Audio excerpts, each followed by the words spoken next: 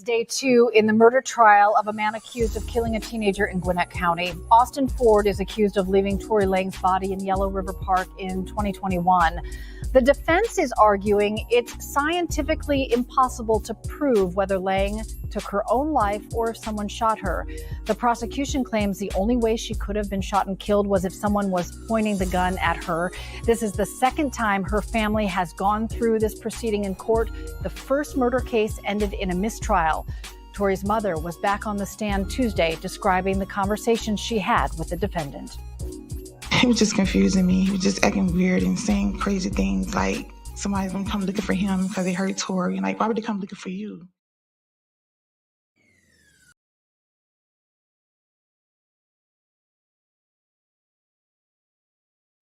Return, please return.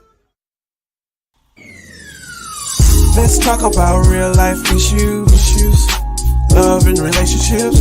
Let's have a good time with the missus. Let's talk about celebrities. Let's talk about current events. Let's talk about things you don't see on regular TV. So join in on PGT Time. PGT Time. Tune in on PGT Time. PGT Time. Come join us on PGT Time. PGT Time. Join us on PGT Time. PGT Time. Yeah. In order for y'all to do what God is calling y'all to do, to take y'all platform to where it's a plateau and it can go to levels that you never seen, don't best believe it's gonna come with devils. You know what I'm saying? Every time I speak, I want to shiver. You know, I don't want them to be like they know what I'm gonna say because it's polite. But I know if I keep talking about how dirty it is out here, somebody gonna clean it up. Warning. Federal law allows citizens to reproduce, distribute, or exhibit portions of copyrighted motion pictures, videotapes, or video discs under certain circumstances without authorization of the copyright holder. This is called fair use and is allowed for purposes of criticism, news reporting, teaching, and parody, which doesn't infringe of copyright under 17 U.S.C. 107.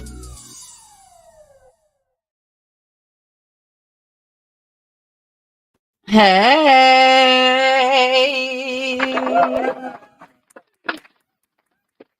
it's your girl, the missus with the kisses, baby. Mwah. What's goody, y'all? What's goody in your city, baby? It's good over here on my block. And when I say my block, I do mean my block, okay? Don't come over here bothering my block, because we good over here.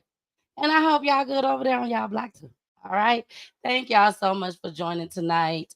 Welcome to Peachy Tea Time, Peachy News Edition, that is. Please don't forget to subscribe to Peachy Tea Time, time spelled with a Y, on YouTube. You can follow me on all the platforms that we are live on right now, which is 2 YouTube pages, 2 Facebook pages, Twitter, Twitch, and also Instagram. And of course, we cannot forget our number one platform, Roku TV, baby.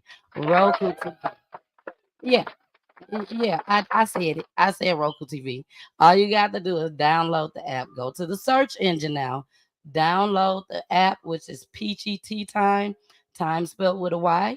Once you download it, it will stick onto your TV, just like BT Plus and OWN Network and all the rest of them, okay? It will stick on there, and all you have to do is just hit the button. That's all you got to do. Hit the button, and you will be live. You'll be live. You won't be on the show, but you'll be watching us live, okay? Now, of course, I cannot go any further without bringing up my co-host, the famous Jason. So here he is. Hey, Jason. Are you froze? Hello. Yeah, you a little froze. There you go. How you doing? How y'all doing? We are good. We are good. How are you, Jason? I'm well. I'm well. My apologies for the tardiness, man. My daughter just won her first, not first, but they won the first game of soccer, and she was a goalie. She got Oh, how two goal cute. stops. A shout out. Give Yes, her a shout out hand clap. that part. But no. Thank you, thank you, family, for being here. I know I didn't get to meet you all, and I can't wait to meet you all here. And did you do everything, or did I just get here in time?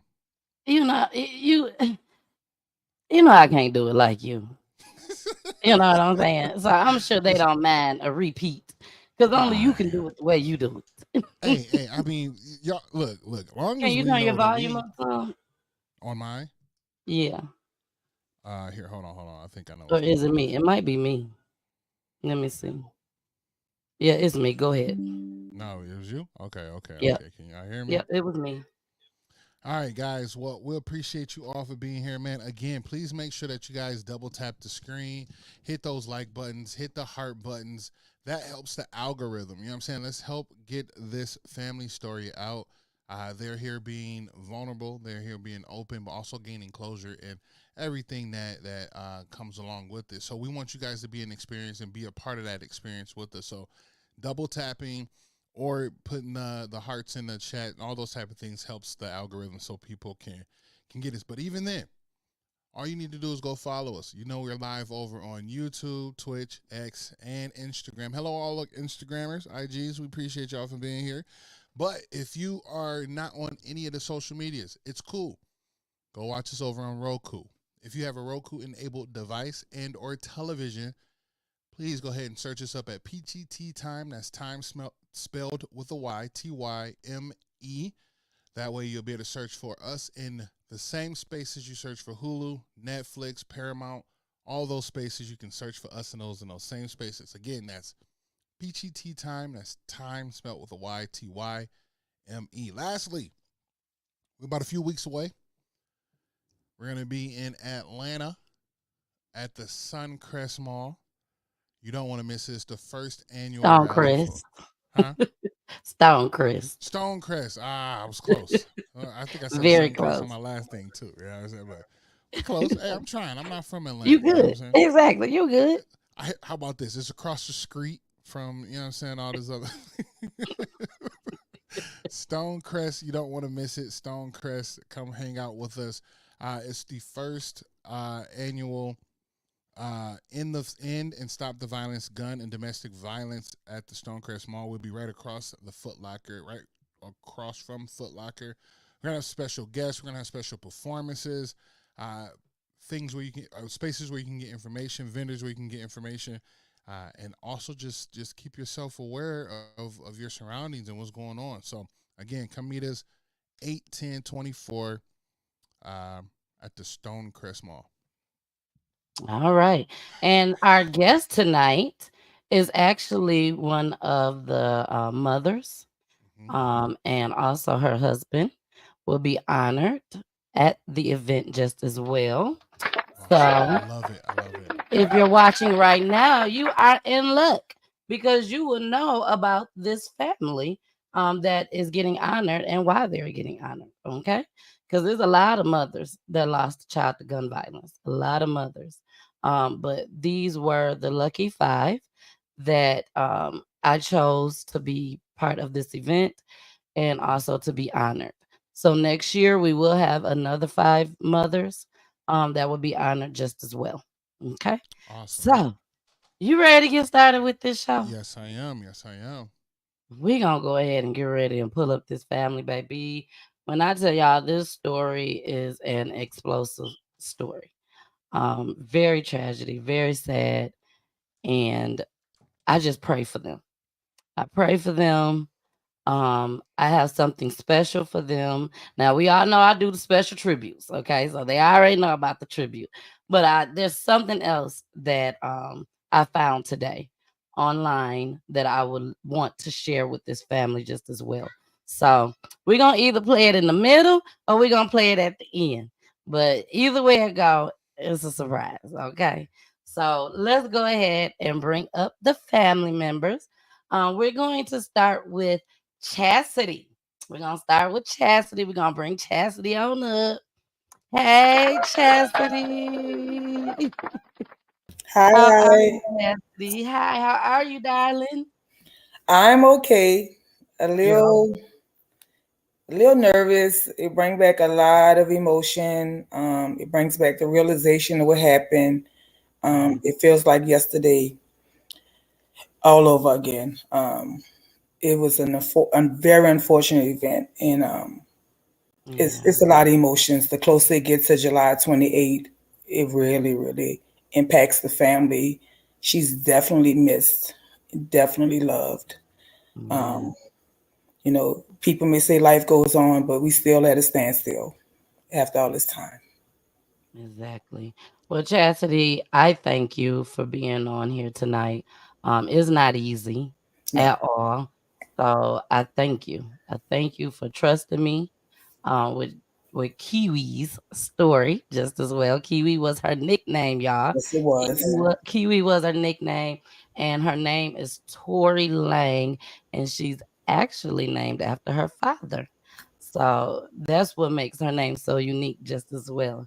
So we're gonna go ahead and we're going to pull up the next guest. We're gonna pull up Tori's aunt, Lashonda. And before we bring up Lashonda, Chastity, please let everybody know your relation to Tori. Tori is my niece. That's my husband's niece. But she's still like my blood. Like, she was the life of the party. Yeah, I she's get not. it, girl. Yeah, That's your niece. That's your baby. that's my baby, my little red baby. I used to call her. Your little red baby. All right. Well, we're gonna go ahead and bring up Auntie Lashonda. Hi, Lashonda. Can you hear us good, Lashonda? You on mute. You gotta unmute yourself. Hold on. Can you unmute yourself? Yeah, I can Okay. I can hear you. I just couldn't hear him. He was kind of low. Oh, okay. Yeah, I thought it was me. That's what I thought it Okay, was. you know what? But Lashonda, please, please, please tell everybody, one of your fondest memories of Tori. I have a lot. Tori is in close age with my daughter. They kind of grew up along with Chastity's daughter and my other niece together. So I always had them together. So I have a lot of memories. One of my favorite memories was when I brought her and my daughter to a church event, and how she asked me a lot of questions about God, and I was happy to know that she was interested in God and wanted her life to, wanted a life with Christ. So that was one of my fondest memories. She had a lot of good memories. She had a smile that was irreplaceable. Nobody had a smile like she did. And that smile that you see is the smile that she always had. And that's the way I will always remember her, because I know that smile now is permanent. And she's gonna keep it. Like, we're the ones down here fighting, but she has that smile permanently. Girl, Lashonda, that's a good one right there. I ain't think about it like that, but that you right. That's her girl. You right though. That's her permanent smile now. 'Cause Right. everything's happy up there. Everything. You know what I'm saying? Rejoicing, rejoicing, rejoicing. So you right about that. Lashonda, I might have to use that on the future shows. So if you hear me say that, don't even worry about it. Okay. Okay. All right. Next, we are going to bring up Tanya and Tamara. Hello. Yeah, doing. Yes, we are wonderful. Thank you guys so much for coming and being a part of this show tonight. I know this is a lot, Miss Tanya and Miss Tamara. I know it's a lot, but I appreciate it. I appreciate it. I've been in conversation with Teresa now for probably about 3 weeks now, 3 to 4 weeks. I've been in conversation with her. And she spoke so highly of each and every one of you that's up here right now. I must say that. Very highly. She said, look, where I go, they go. Yeah. We roll together. Yeah. We roll together. And I said, bring them on, baby. Bring them on. They are welcome. Yeah. So Okay. thank you so much. Grandma. Yes. I saw you on videos.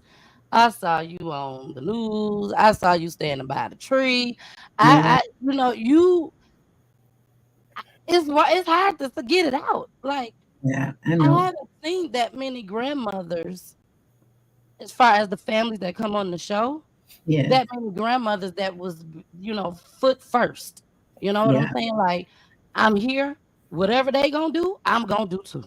yeah, Ain't yeah, nothing gonna hold me back. yeah, And yeah, I appreciate you for that. I appreciate y'all. When I tell y'all, it's so many clips out there. This yeah, story was aired on First 48 just as well. yeah, So there was no way possible that we can get through the show with all the clips that was out there. The trial was yeah, out there just as well. So when I tell you I saw Grandma a lot, and Grandma, I pray for you. yeah. Thank you. And just by watching those clips, I know this hurt you. This hurt you to Yeah. the core. To this day, So yep, to to this this, day. To this I day. told,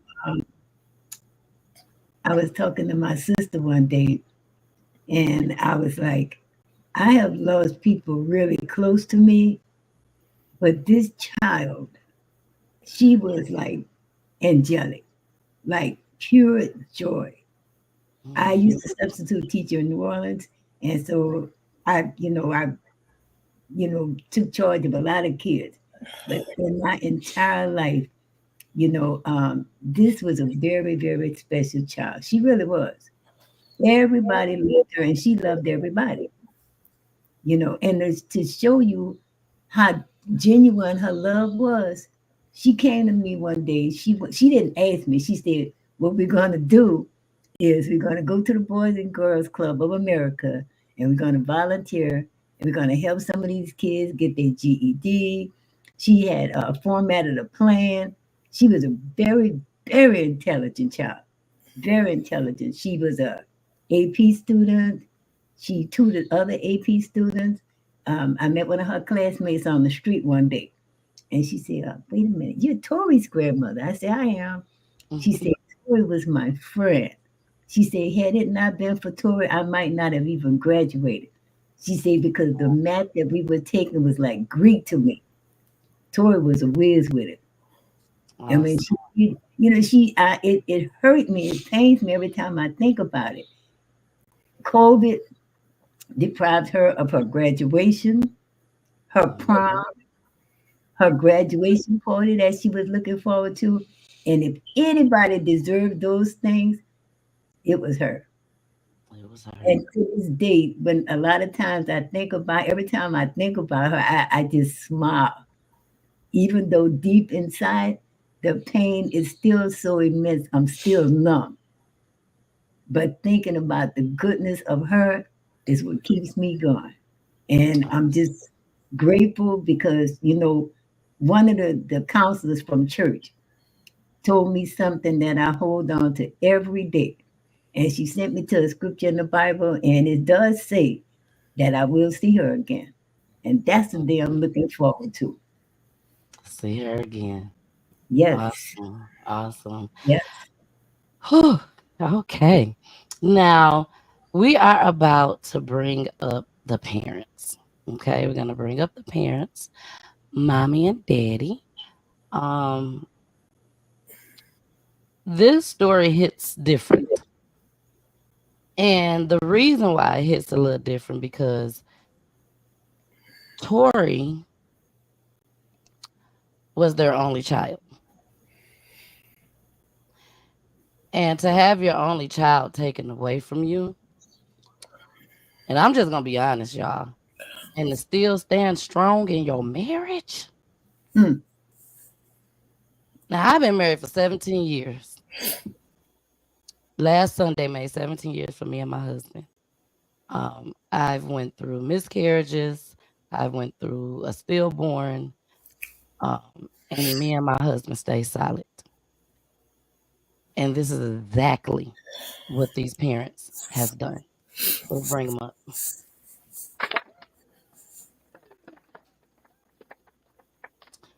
Mr. and Mrs. Lang. Y'all, what happened? Let me see. Jason, there they go. Oh, Jason in control. I'm sorry. I got a little scared, Jason. I thought I did it. Okay, Mr. and Mrs. Lang. My condolences. My condolences. My heart goes out to the both of you. And I must say that if I would not have been talking to Teresa in these past 3 weeks, I would be nervous up here tonight. I want you guys to tell us about this beautiful, beautiful baby that I'm finna put on this on this platform right now. When you see this picture, when you see this picture of this beautiful little girl, that's where I want to start from. Okay? That's where I want to start at. We're gonna celebrate your baby today. That's what we're gonna do. Okay. Even though I know everyone's nervous, you don't know what's coming or anything like that. I'm gonna let y'all in on a little secret. The whole family. Teresa knows this secret. The hardest part about this show is going to be towards the end of the show, which is the tribute. Okay? That's gonna be the hardest part of the show. So I prayed over all of y'all. I pray that whatever nerves you guys have, shakiness you guys have, I pray to God that He removes all that away. Not only are we going to keep Tori's name alive, but you guys are also here to spread awareness. And when you're here to spread awareness, you're here to make sure that whatever God lay on your heart to say, that is heard. Okay? I just had to say that first. So when y'all saw that picture, let's start from there. Tori was y'all only child. I'm gonna ask the first question. How did y'all come up with we are going to name her Tori after her daddy? The girl way. TORI. Was that just a given?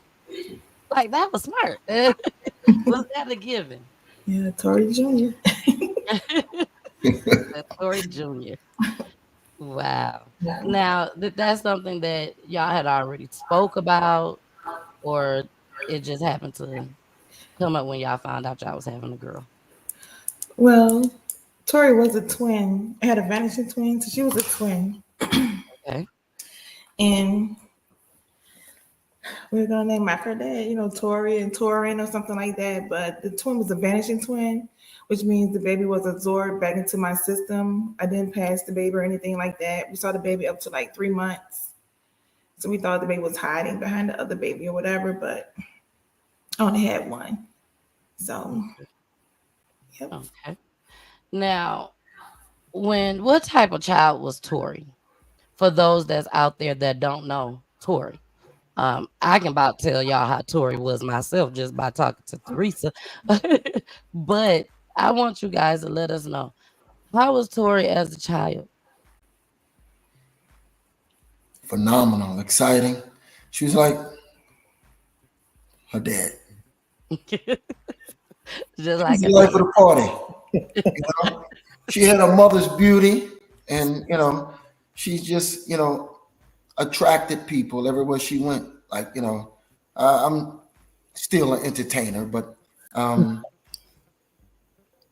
she attracted people everywhere she went. And she was like the life of the party. When she walked in, she smiled. She wanted to have fun. It didn't matter what the occasion was. She just wanted to lifen it up. If that word, lifen it up. And that's how her father was. And this is kind of what drawing her mother towards her father. Okay. We like gunpowder. People call us J and B because we just have fun and just live life and be ourselves, and just live every day. Like tomorrow. Now, how did she come up with the nickname KIWI? That's my sister. That's your sister. Yeah, my sister Tam. Glamorous Tam. She gave it a Kiwi name, and it fitted perfect with her. And Tam, tell her how Yeah, bring Tam up, Jason, so she can tell us how we got KIWI. Because this was the name all y'all called her. Yeah. Yeah. Yep. So the baby picture that you showed when Kiwi was born, I was at work, but my mom was in the room when she was being delivered. So when they called and said that she was in labor, I'm a nickname person. I always give people nicknames, and I could not think of the whole time Teresa was pregnant. I could not think of what the baby's nickname was going to be, what Kiwi's nickname was going to be. So when I got to the hospital, I was so nervous to meet her. When I got to the hospital, by this time she had already delivered, and Mom and I was standing, and we were looking. They had her in the baby room. And I came up with, I was like, Apple is too common. A couple of girls in New Orleans named Apple. I didn't really like the name Banana. And I'm thinking. And I think Mama said Kiwi. And I was like, Kiwi is perfect. And then we just looking at her and her little shape of her head. And we just kind of went from there, and it stuck with her. And it's so funny because we all called her Kiwi. We called her Kiwi and Kina. Again, I'm a nickname person, and Kiwi green was her favorite color, and so that's how we came up with the nickname. Just when you put that picture up, it just came right back. And tell her she gave you a nickname, Tamara. Everybody. Right. So when Kiwi was 2, I am Kiwi's auntie, and I am her godmother. And in New Orleans, we call our godparents nanny. I'm not certain if in Memphis or different places, but we call our godparents our nanny or our parent. So Kiwi would call me nanny, but again, she was 2. But I have other nieces that would call me auntie. So she was hear them call me auntie, but she knew to call me nanny. So she came up with the name Auntie Nanny. So that was my name, Auntie Nanny, for her. And she's always called you Auntie Nanny? She always called me Auntie Nanny from when she was 2, because she was like, well, I'm calling her Nanny, I guess, but they calling, and one day she was like Auntie Nanny. And I was like, huh? It just shocked me. She was 2. And that name just kind of, even her friends, the people that her real friends, they would call me Auntie Nanny because they would hear her call me Auntie Nanny. So yeah, everybody thought I thought it was just so cute coming out of a 2-year-old's mouth. How smart she put it together. Exactly. That is too cute. All right, now, Mr. and Mrs. Lang, this was truly a tragedy, devastating. We are going to go ahead and get into the first clip, okay? And when we come back from the first clip, we're going to go ahead and talk about it. So here we go. Tonight in the death of a Gwinnett County teenager. TORRY Lang's father says police told him her car was found burned out miles away from where her body was found and at Yellow River Park nearly 1 week ago. And her pleading for anyone out there with information to come forward to help catch TORRY's killer. And just hours ago, 11 Alive's John Sherrick spoke with her father. She was a beautiful person inside and out. TORRY Lang, born 18 years ago, named after her father, TORRY. Now 1 week after Gwinnett County Police found her shot to death under a tree in Yellow River Park. Her father says police told him they just found her missing Nissan Versa. Found her car burned some 5 miles from Yellow River Park in some woods in Hidden Acres Nature Preserve. You know, it's pretty scary. TORRY's father thinks it had to have been someone she knew who shot her in the head. Right in the temple. Then drove her car away and set it on fire. They found the car all burnt up, which means they were trying to hide it. Police not ready to discuss possible suspects or motives. The Langs last saw TORRY Tuesday night a week ago. By early Wednesday morning, police had found her body. TORRY, a 2020 honors graduate of Stevenson High School, living for others. She just brought the best out of people and full of joy in life. Somebody had to be either on some serious drugs or this person was a demon to do this to, somebody so innocent and sweet. The family has set up an online fundraiser to help with funeral expenses. Her private funeral, TORI was their only child, will be Friday. I just feel like a nightmare. Her parents aching for answers and an arrest.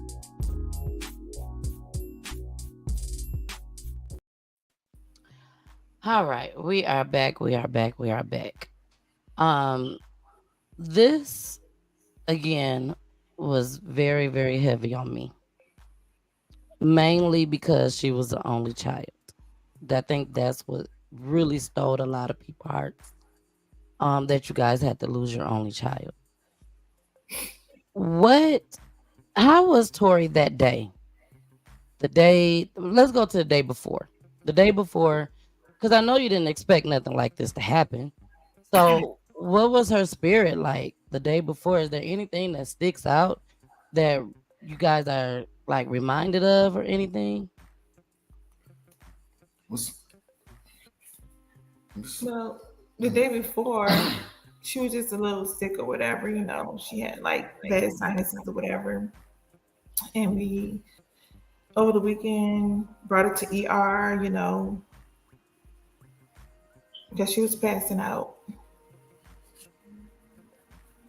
or whatever. So we took her to the, ER. Then Monday, we took her to the personal doctor, our personal primary care doctor. He said she had a really, really bad sinus infection all up in here that was blocking the oxygen to her brain or whatever, causing her to pass out or something like that. I'm not really sure, but he gave her medicine to clear it up.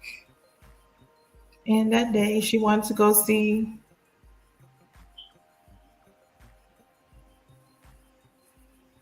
this person she called her friend. I became it from the doctor because she'd been in the house all weekend, not feeling well or whatever. So she just wanted to get out and go hang out for a little while. So she went out and hung out for a little while Monday. As normal, came back. Everything was normal. Tuesday, she was a little irate, like somebody upset her. I didn't know what or who upset her that Tuesday morning. I just remember her saying that she had to go get this person their wallet or something like that. Mm-hmm. I was working from home, so I was just working. She was just passing through the hallways or whatever, so I wasn't really paying attention or whatever. So that was it. And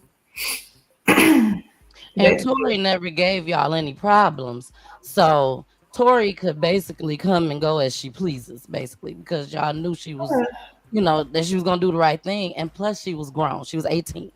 Now she wasn't grown, but she was 18. Right. Yeah, Okay. there was no need to confine her to the home or anything like that. She was free to go as she pleased. Yeah. At that time, whatever. So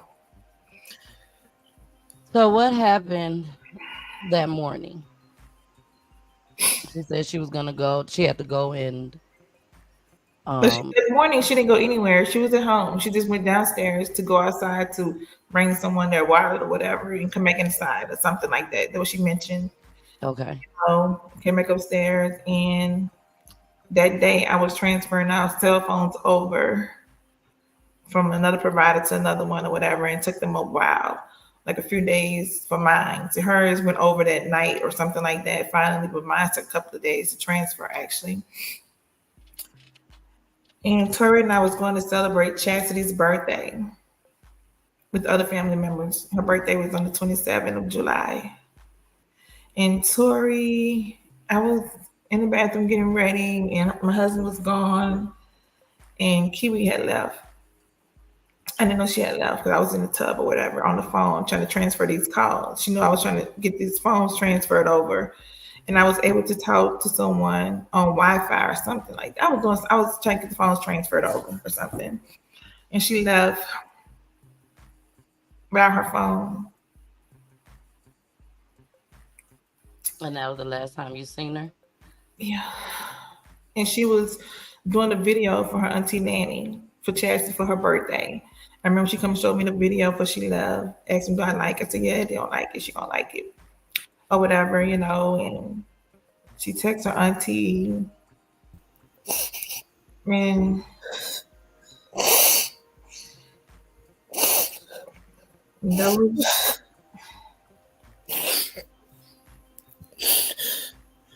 that was the last time we seen her. So I thought that was quite unusual. After we came from Chastity's house, we came back home. She still wasn't home. Even Chastity and I rode back to our house. We know she was on medicine because she wasn't feeling well. Chastity and I said, go right by the house right quick to see she at home. And we came back and left a note for her on the door. Her bedroom door to call. We were over Chastity's house with her. She knew we was getting ready to go over there. Just wanted to let her know for sure we was over there or whatever. She came back home because she didn't have her cell phone. So she wasn't there. So Chastity and I went back again. We're back to her house. And then when I came home, she still wasn't home. So I got in the car. I was panicking. I'm like, I just started riding around. So I'm riding around to her little friends in the area that I knew, riding around looking for her car, and stuff like that. And I think at this time her phone had transferred over. So I was calling people from her phone, her friends from her phone. And the person that did this, he didn't answer the phone when I called the first time, but he called me back. He called me back acting like he was in the background saying, this TORI. Like he telling somebody this TORI on the phone, like he's shocked to hear TORI on the phone. Well, all along he knew that wasn't TORI on the phone. All along he knew at that time we'll never hear her voice again or see her again at that time. He knew this.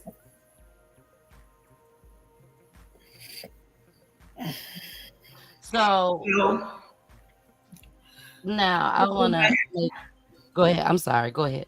I'm sorry. But after that night, I talked to him, whatever. I'm like, well, see, something not right. I couldn't rest that night. So Wednesday, I was talking to Tori's grandmother. I was talking to Tanya. So Tanya, somebody right. So Tanya, much like she's gonna come back home. She just doing something. She wanted to do it, whatever. Everybody kept trying to make me think she's gonna come back home. And all along, I just kept feeling uneasy. You know what I'm saying? I just kept feeling uneasy about the situation. And all along that Wednesday morning, they were reporting her somebody found under the tree without any identification. All these notifications coming across my phone. I never clicked on any of it. So Wednesday evening, I called the police station and reported her missing. I called the hospitals asking for any Jane Does, describing her tattoos and things of that sort. They said nobody never came through. But all along, God found her Wednesday morning. And I called around about 4:00 that evening to report her missing.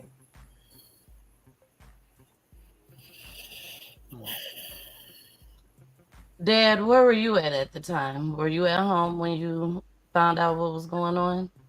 Yeah, we were together.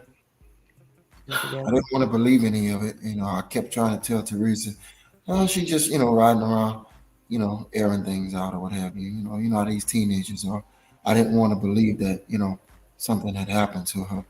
So, I was not in denial, but I was like, nah, I doubt if something happened, what have you, So, when, we got the phone calls, it was like a shock, and it hit me like a ton of bricks. But that's the worst thing for a man to know, he couldn't prevent things from happening to his only child. I just was lost for words, and furious anger, that was plaguing me. Like, man, just calm down, don't do nothing. You got to be strong for your wife and for your family. It wasn't like she was a child who didn't have family. She got family. People knew she got an army behind her. So it wasn't like, some kid who, just was alone or what have you. So it was heavy for us. I just asked God for the strength because I knew I had to have strength so I could be strong, for my wife, for my mom, my sister, my auntie, and everybody. And it's still, it's a pain that it'll never go away. I find different ways to deal with it, but I know I got to be strong at the end of the day. I still just have a lot of questions because, Teresa called the police department asking for Jane Doe, and the breakdown in the communication still to this day with, our penal system is just unbelievable. But, not making excuses for them, but they're human beings and they go home, at the end of the day after their job. But, it was hurtful. So, I just ask God for the strength so that I could be strong for everybody. And I was out on the job. Exactly. Now we're gonna get into the second clip. When we come back, the person that did this is locked up. He's incarcerated at this time. So we are going to talk about how you guys know him.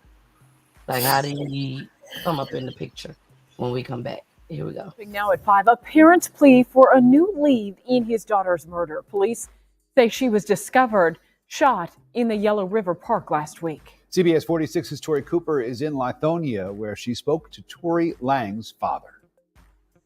I'm here at the Hidden Acres Nature Preserve, where investigators say they discovered 18-year-old Tory Lange's car just behind me. Now, just to give you a perspective of what it's like in this park, it's very desolate, very private, and only a lake and a trail. Had a charismatic character about her that drew a lot of people to her. She light up the room. 18-year-old Tory Lange's father says his daughter's heart may have been just a little too big. Having a good character could be a double-edged sword. A lot of people see that. Her father, who is also named Tory Lange, says his daughter didn't have her phone last Tuesday because her mom was updating it for her. But when she never made it home that night, and they couldn't contact her, they started to panic. I figured, I said, well, she probably by one of her friends. But as the night got late, I'm like, oh no, she knows she's supposed to be in by this time. So that's when we really started worrying. We couldn't even sleep that night. So the next morning, my wife said, no, something not right.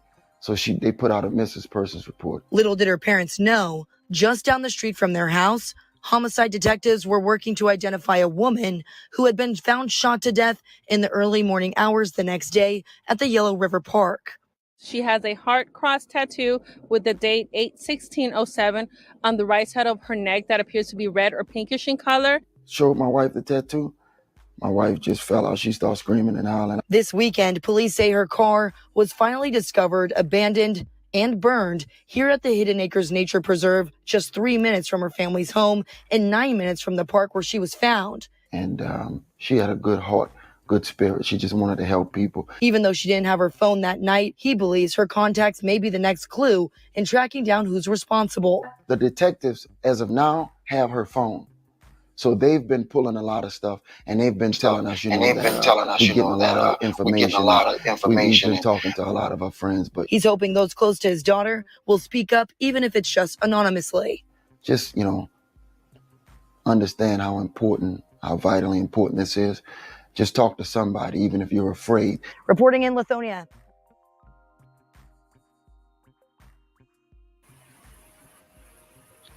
All right, go ahead, Jason. So I think the one thing that was on my mind, and I think you answered it, I was wondering if the phone, the reason she didn't have it with her was because it was being transferred over? Correct. I was transferring the services over to another provider. Okay. Yeah, and the provider I was transferring over to, obviously, not really good at this. I was transferring it from Verizon to Xfinity. Sure enough. And Xfinity had trouble transferring the phone over. Now, the young man name is Austin. Now, did she tell you guys that she was going to go see Austin? Or you guys had no idea that she was going to be with Austin at that time? Only time I knew she was going to see him was that Monday. I came back from the doctors. She went to go see him. And that Tuesday she mentioned about he was coming to get his water or something. So I'm assuming she walked downstairs to hand him his water. I didn't go look out the window or anything. Nobody came inside the home or anything. So I just assumed she went out there and handed the water to him and came back inside. That's what she mentioned when she was going down the stairs. But no, we didn't have any idea that she was going to be with him that evening. Okay. Now you all have had the trial. There was a mistrial, 2 mistrials. What occurred during the trial as far as what was told to you all that actually happened on that day? Dad? You mean by law enforcement? Yes. Law enforcement just, said that he was speaking to somebody in a Clayton County jail. And in the law, both trials was just irritating to me, or actually the whole family, because of some of the things that they didn't want in the public or the media. They didn't want the jurors to know that he was in jail for a stolen gun and a 9mm. Like, why y'all don't want the world to know this here? That could, kind of like show his character. So they didn't want the media to know that he was in jail in Clayton County for a stolen gun and a stolen car. He spoke with someone, his, supposedly girlfriend or, significant other, that I think I messed up. I told the detectives such and such about TORI. I threw the gun in the pond, and not knowing that they record all of the conversations. He literally confessed. What wasn't publicized and what wasn't said is all of the stuff that could have helped convict him of her murder. It could have been an open and closed case, but the law, it really irritates me. They didn't want the people to know that he was in jail for a stolen gun, 9mm, and a stolen car. They didn't want a lot of stuff that was happening with the jurors. The jurors was arguing with one another. It was like an older crowd and a younger crowd. They just was arguing with one another. That didn't have nothing to do with the trial. Both trials. This is vitally important, and I'm sure you guys know what's happening with the young thug trial that's happening right now. A lot of stuff that don't have nothing to do with what he's charged with, right?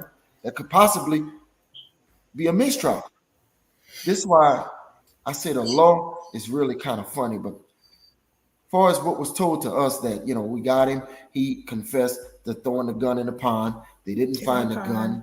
He burned the car. He changed his clothes. He was caught on camera lying, saying he had no clue where KIWI was at. Like, knowing him and KIWI, was together that whole night. I came home because I was buying, we was getting ready for the party, for cheating and party. We like to have fun and just enjoy life. When I came home, Austin was at the house looking for his wallet. Because KIWI didn't have her phone, she couldn't tell him that she put his wallet in the mailbox.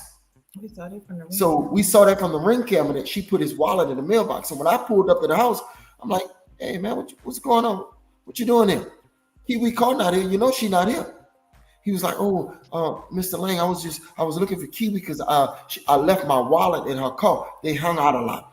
KIWI was doing DoorDash and other stuff, and he would ride with her. So apparently he left his wallet in her car, because I drop my keys in my car all the time. So I know how, small cars, you drop change and all kind of stuff. So it was just all of these small details that led up to the miscommunication of him not knowing that she put his wallet in the mailbox because she was doing other stuff. So when I came home and saw him, knocking on the door and like, KIWI called not here. She not here.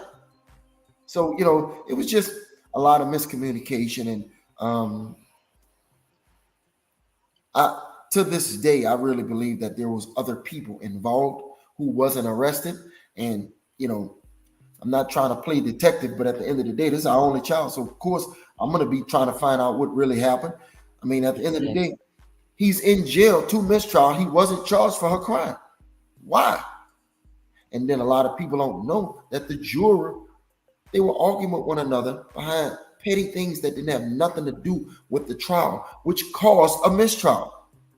It was very upsetting to us for both trials. They didn't deliberate for hours. It was like, 30 minutes. 40 minutes. Like, for certain trials, especially a murder trial, they would give them days. And listen, you guys go home, sleep on this. Think about the decision that you guys are about to make. This is a murder. Somebody got to pay for this child being murdered. I mean, he already confessed to throwing the gun away, burning the car. You see, he changed clothes. Go home, think about this. But it seems taking pictures, video on the jurors. She in court recording the jurors, taking pictures of the jurors. Like y'all allow it was so. The trial was live, so the people in the chat are saying, "Oh, the mom is the hitman," So the jurors, loved ones told them. Yeah, the next day, it was issues. All of this played a grave role in the mistrial. And before we knew it, it was another mistrial. Another mistrial. Like, this is a life that was taken. Y'all seriously gonna let this go without somebody being charged?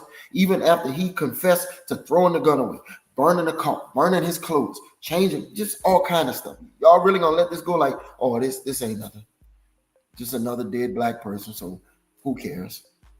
And then, what was really insulting to me, and, again, I'm not trying to play detective, but y'all done seen court TV and true TV where the parents or the loved ones express their emotional anger towards their loved one being taken away. We, in my opinion, was threatened that we can't look at, the perpetrator. We can't talk directly to him or his lawyer. If we look at him or his lawyer, we're going to be held in contempt. Like, you going to throw me in jail for expressing emotions towards my only child being murdered? I can't even look at it with anger. I can't say nothing derogatory towards him, or I'm going to get thrown in jail. Like, really? It was a mess. I had to humble myself so much. Like,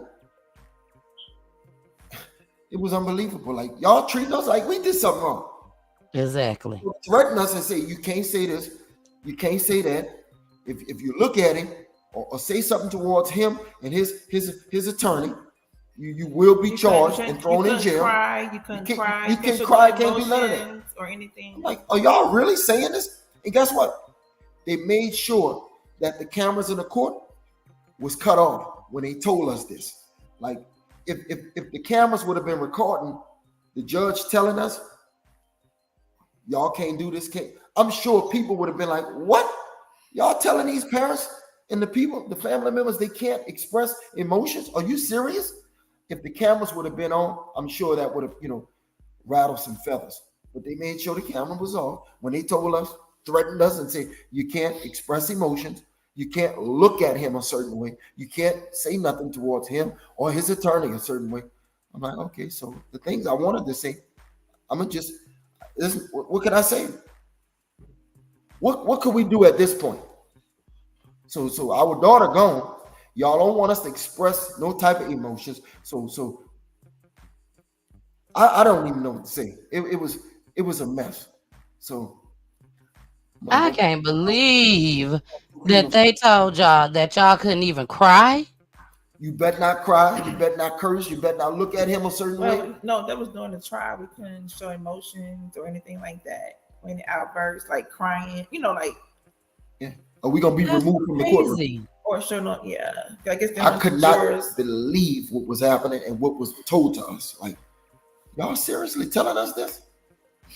So what, we supposed to sit here like some stunt dummies? Just be quiet? It was a mess. And the thing about it is, we're obliged. We did everything they said and still got messed over at the end. All this for nothing. We like, okay, you know what? We're gonna humble ourselves. We just hope that this guy get convicted of her murder, which he didn't, and we'll let the law and the penal system do its job. Even after they told us we can't do this, we can't do that. I mean, what you want us to do? So, I mean, now what? 2 mistrials, y'all. We dance to y'all music. Now what? Whew. And we just supposed to go home with this loss. 2 losses, 3 losses. Unbelievable. Because he was only charged, he got 20 years, 10 on probation, and then another 10 served in jail. Which we all, I'm sure, that's on here right now, and my viewers that's watching, I'm sure we all feel like he should be in there for life. Yeah. You know, especially who killed dogs get more time Yes. than a young black woman. So, I mean, this is our penal system. You can get more time for killing a dog. And we ain't even supposed to cry or be mad about it. Like, just have a poker face. If you say something, you're going to jail. Or you get banned from the courtroom. Or you get banned from the courtroom. Like, for the rest of the trial. Really? Y'all, you guys didn't see Court TV and True TV where people lash out. We didn't even, couldn't even do that. Or we're gonna get thrown in jail. And his mama was recording jurors and got caught. And I bet you they ain't sending her to jail. She did a day. I think 3 days or something. Oh, shit, they did send her. Okay. She did a Saturday and a Sunday. A It was weekend. supposed to be 3 days, I think. Yeah, she did a Saturday and a Sunday because she had a lawyer, and it's a mess, man. The penal system is, I don't know what to say about it, man. It's something. So, I mean, I go to show you, man, at times technology has blinded things to make you believe times have changed. Had this been a little white girl found in the woods, they would have combed the earth, and a lot of people would have got arrested. And an only child on top of that. Come on. Yeah, we're gonna add that too. A little white girl as an only child. They definitely. I still would believe have that made sure there's he got people time. who's involved, because between his cell phone tapping, in Yellow River Park, the detective said he was traveling, which means somebody picked him up after he left the park, burned the car. He was traveling. They was tracking his cell phones after they found out he was the one. So they subpoenaed his cell phones and realized, yeah, he had an accomplice. He didn't do this by himself, but he was the only one arrested and charged and not convicted. But I still think that there's other people who was involved. LaShonda, I want to ask you a question. Can you bring the phone? Okay. Okay. I think it's LaShonda. It's the phone. Do y'all hear that? Okay. LaShawn, this is what I'm gonna do. I'm gonna ask you the question, and then I'm gonna go on mute. And then you'll be the only one that's off mute. So everybody else, yeah, they're muted. LaShonda, what do you think happened on that day? What do you think went wrong? What could have went wrong on that day between Austin and KIWI? I got Austin like my niece, and I think that she probably didn't like him the same way, and he got jealous because she had people that she did like and spend more time with. Because from what I gathered, she was spending time with other people, and they were spending less time together. He seemed to be a bit jealous, and I think that he manipulated her into the situation where he was able to do what he did. Because there's no way she could have did that to herself. And why would you, if this was your friend, why would you come around the family and not say anything? He was around the family and like nothing happened. Who does that? Okay. Okay, everybody else. Lashandra, you stay on mute, okay? Whenever you want to say something, you come off of mute, okay? Because that's the noise that we're hearing. Okay, so we got Tori and I'm sorry, Teresa. That's not muted. So good. Jason went down. Give me 1 second. I'm gonna pull you over, Lashandra. Hold on. Okay. Jason knows how to do all that little extra stuff. Grandma, I don't know how to do all he got everybody up there one by one. I don't know how to do all that. So we're gonna be just like this, okay? We're gonna be just like this. Chastity, baby, this is so hard for Chastity. Chastity been crying and crying and crying. And Chastity, I know these clips are hurting you just as well as the story. So I am so sorry. But that is what Peachy Tea Time is about. You know, we do play the clips and everything so that people can be aware of what's going on as far as the news. Okay. Chastity, how did you find out what occurred? What was you doing that day? When we found out that that Thursday morning, that Wednesday night going into Thursday, me and Teresa was texting back and forth. And Thursday morning, I reached out to Teresa as I was driving in to work. And there was an odd thing that was on the radio. It was about a woman that was murdered, found killed in the park, I think at Piedmont Park. And when I got to work, I just walked in the door and I said, my niece is missing. And one of the girls was like trying to tell me, but I was just like, I wasn't hearing her. So she showed me KIWI tattoos while I was at work that day. And it was like, I can't even describe that morning. I just remember calling my daughter because I was like, I said, I'm going to send you a picture. Just tell me what you think, because she was asleep. And I said, is that KIWI? She said, yeah. And I just remember calling Tamara. And I said, I'm going to send you a picture. And she said, Chi, I don't know, because that's what they called me. And I just remember leaving work, and I was just driving. And I said, we're not going to call Tori and Teresa until we know for sure. So I'm trying to get to my sister-in-law house. Tam is on the phone with the detectives or whatever. And they gave us such a hard time because they wanted this type of picture and that type of picture. So I just remember pulling up, jumping out the car, and we didn't want Tanya to know KIWI's grandmother because we wasn't sure. And Tamara was talking to one of her allegedly good friends. And we was like, just keep it on wraps because we're not sure. And I just remember Teresa calling, screaming in the phone.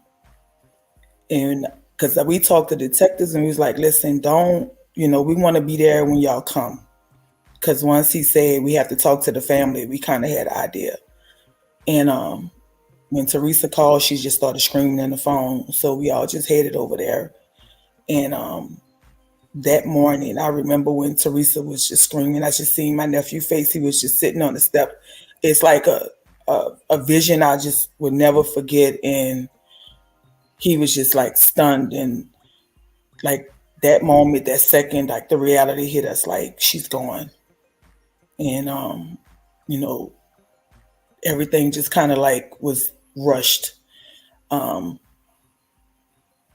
had a look of just, it was blank. It was just no words. And Teresa was just in hysterics, and we didn't know how to go, what to believe, what not to believe. And so by being my birthday that day that they came, I always felt like if they wasn't with us celebrating my birthday, that they probably would have been home. And she did come home that night and she left again. So it's like we have it's weird. It's hard to describe because they came to enjoy something. But I'm going to be honest, that night, we all felt something late that night, like about 12 o'clock, like the mood just shift.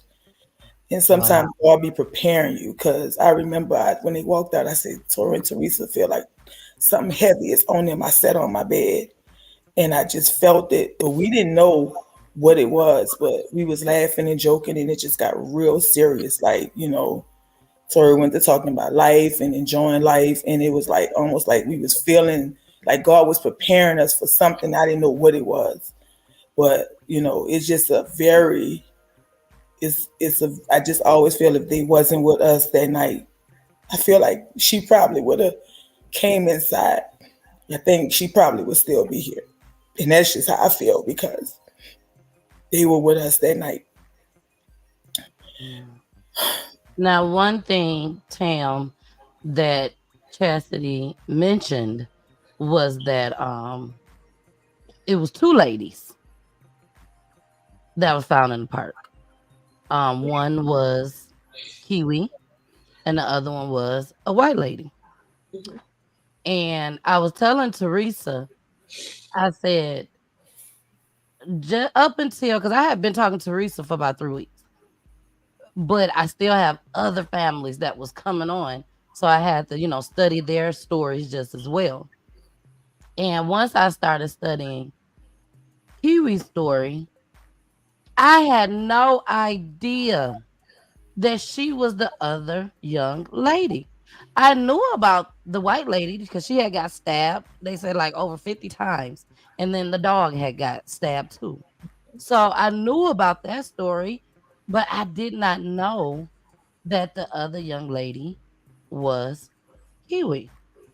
So, Tam, is that what you guys was confused about too? Like, did y'all not know for sure? Well, it could have been this lady.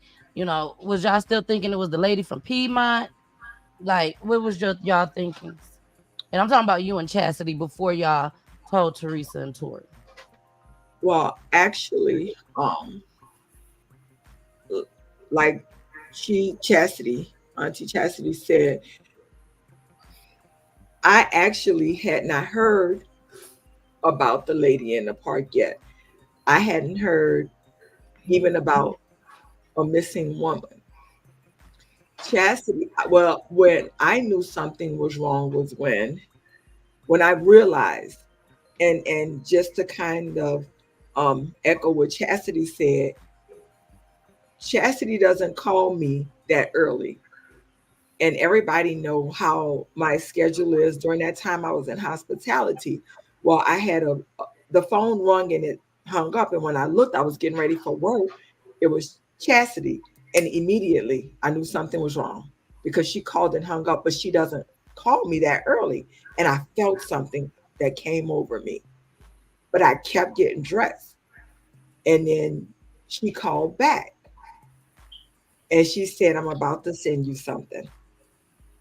And I knew when she said, I'm about to send you something in my spirit knew that she was sending me. I felt it. And so she sent the tattoos, and I said, I don't know. I don't know. I call her number. I don't know, but I knew. I just didn't know.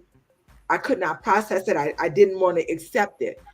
And when I called the detectives, they gave, as Aunt Chastity said, they gave me such a hard time. They wanted this picture. When they kept asking for all these pictures, I knew that it was KIWI.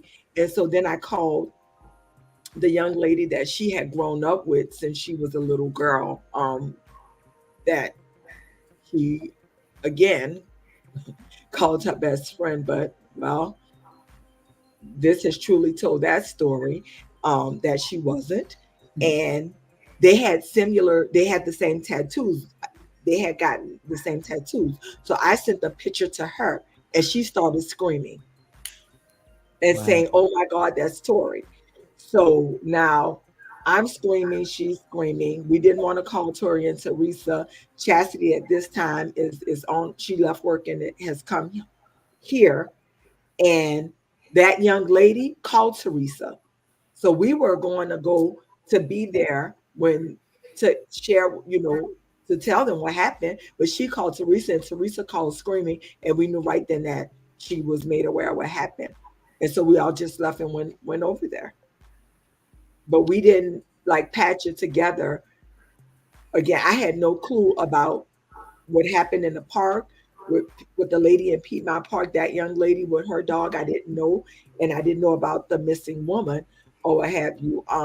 It was just when Chastity called and the phone had the missed call, and then she called and said, "I'm gonna send you something." That at that point, I knew something. Exactly. Grandma. Yeah. How hard was this to sit there and watch your son go through this? Well, I was in the bed asleep.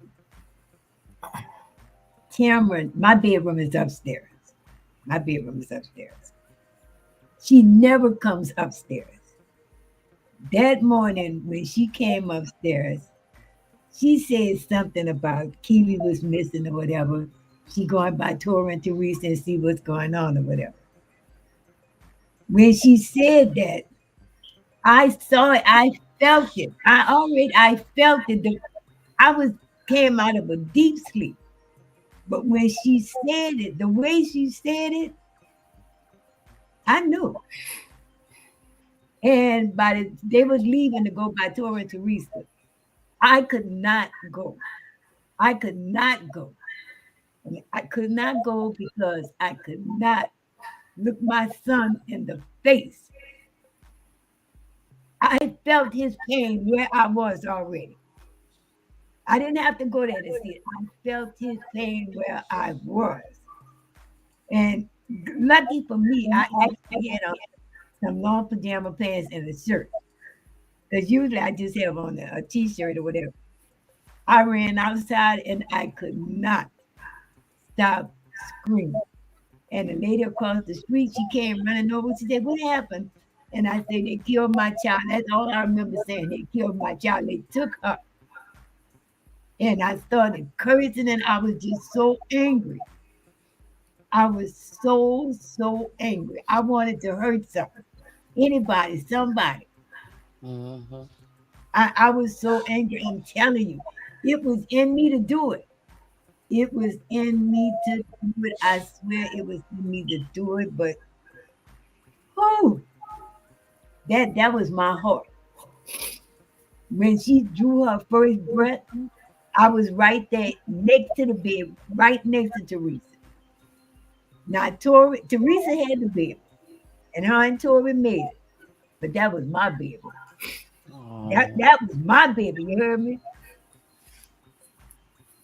I mean, to this day, like I was saying, to this day, I think about her and I smile. Way deep down inside, that pain is still immense. I'm a smart person, but I can't even find a word to define how bad this hurts. Like right now, right this moment. But you see, it is the God that we serve. Yeah. That's keeping us all. You know what I'm saying? Yes, ma'am. Had it not been for him, it was months before I could drag myself out the bed. You know, but this child that we honor, that we celebrate, she deserved to be honored and celebrated. She deserved it. You know, and I'm so proud of her because she's already earned her crown. Yep. You know what I'm saying? At early age, she earned her wings. All of us weddings. All of us weddings. This is her with her wings. All of us weddings. That she deserved. Amen. And can I add something, Miss Peachy? Of course. I want to just say thank you for allowing us to come on your platform and share our story. It means a lot to us. I want to say that I think that one of the hardest things, especially already losing your only child, and that was my only child. She was my niece and godchild, but two, my child. The tragedy of it happening is something that we had to deal with. it was a public tragedy that we had to deal with. The case was public. So we have not grieved privately. Our grief has been publicly. And that has been one of the hardest things because it's always questions. And during the time when we didn't know what happened, we constantly were sharing our story, constantly doing news interviews in hopes of finding out who could have done this. To find out it was someone that she thought was her friend, to find out that a message was sent to, and as Auntie LaShonda said, that it's clear that, you know, he liked Kiwi more. And then he sent a message to his girlfriend. A lot of stuff, as my brother shared, was not shared, but he sent a message to his girlfriend before he cut off his phone saying that we're gonna be all right or something on that line, and then cut off his phone. We asked at that time, after the first trial, we asked if the case could not be streamed. The second trial, because of how much weighed on us after the first trial and what all we went through. And I will say this, as we have personally experienced, it's not a justice system, it's the judge system. It's a judge system, but it is ultimately up to the judge and how decisions are made. We were denied that. One, we were denied, well, that was one thing. Some of how we could not outburst or cry, all this stuff, like we're not human, grieving the loss of our child. A public case that was on live stream. His mom, that they were calling a hit woman because she took pictures of the jury. She was caught taking pictures of the jury, and for the little tap on the wrist that she got, because again, if you know that you're on the jury stand and the case is streamed live and someone's on murder and pictures are being taken of you, there we go again, another mistrial. Wow. We were asked to get on the stand and give victim statements. Why? When the judge already knew the decision that she had made. There was nothing about this trial. It like my brother said, it actually was, it was unbelievable. And I always say, you know, I am a woman of faith that know that God is in the midst, and it is because of him that he is keeping each and every one of us. But I just was shocked at how so many things happen with this case. Like, it's still unbelievable. And like Tori said, everything about it, the admitting, already in jail on a gun charge, same, all that, change of clothes, took the car, burned the car, not even charged with the burning of the car, took the gun, every single piece that is clearly an open shut case. And it's how it was handled that, again, it's just unbelievable. And it is unfortunate because, again, my family and we are still left to publicly grieve our baby. But for God and his grace, amen, because that is who is keeping us. It's not time, because you will always have moments. I tell people, you can never say, oh, you shouldn't still be grieving. And I always tell people, you allow people to grieve. Yep. Because grief, number one, is inevitable after the loss of a loved one. But at the same token, grief comes and goes. At times, you'll have days. We all have our days because of what Kiwi meant to each and every one of us. And she was the life of the party. And she did have such a big spirit and beautiful smile. And she was such a humble child. And there's no one that can say any different about my baby. Okay. But I do know that in having to deal with this, it is God that keeps us, that strengthens us. And it is because of his faithfulness to us that keeps us going. And it's amazing. And I don't think that mentally I was prepared when it set in my mind right before the interview, oh my God, what is about to happen, because it is July, which is normally a celebratory month for Teresa, myself, Chastity, and LaShonda, and Auntie LaShonda and Auntie Chastity. All of our birthdays in July. So normally we always July 4th is Teresa. I'm July 24th. Auntie LaShonda is July 25th. Auntie Chastity is July 27th, as she explained about the celebration. So typically it's a huge celebratory month for my family, and we do things. And it's gone from that to being a month that before it come around, like I had named it Tamuary. And this people know that, we celebrate to every time somebody say what you doing for your birthday, it's like you have a guilt or feel of how can I celebrate when it's the same month that this has happened, and life goes on, but it goes on, and we know that God will keep us keeping on with his grace that is sufficient and his mercy that will continue to keep us. But this is very, very, very hard. I can share that with you. And thank you so much. I just wanted to share that. You're so welcome. You are so welcome, Tam. Like I told Teresa, I'm family now. Y'all gonna meet me in person and everything. I told, I can't say it on here, but I told Teresa how far away I am from the high school, and she was like, "What?" I'm like, yes, I'm not far from y'all at all. So I definitely, this is not gonna be the last time that y'all hear from Miss Peachy. I assure you that. Okay. Now there are some questions because we got one last clip.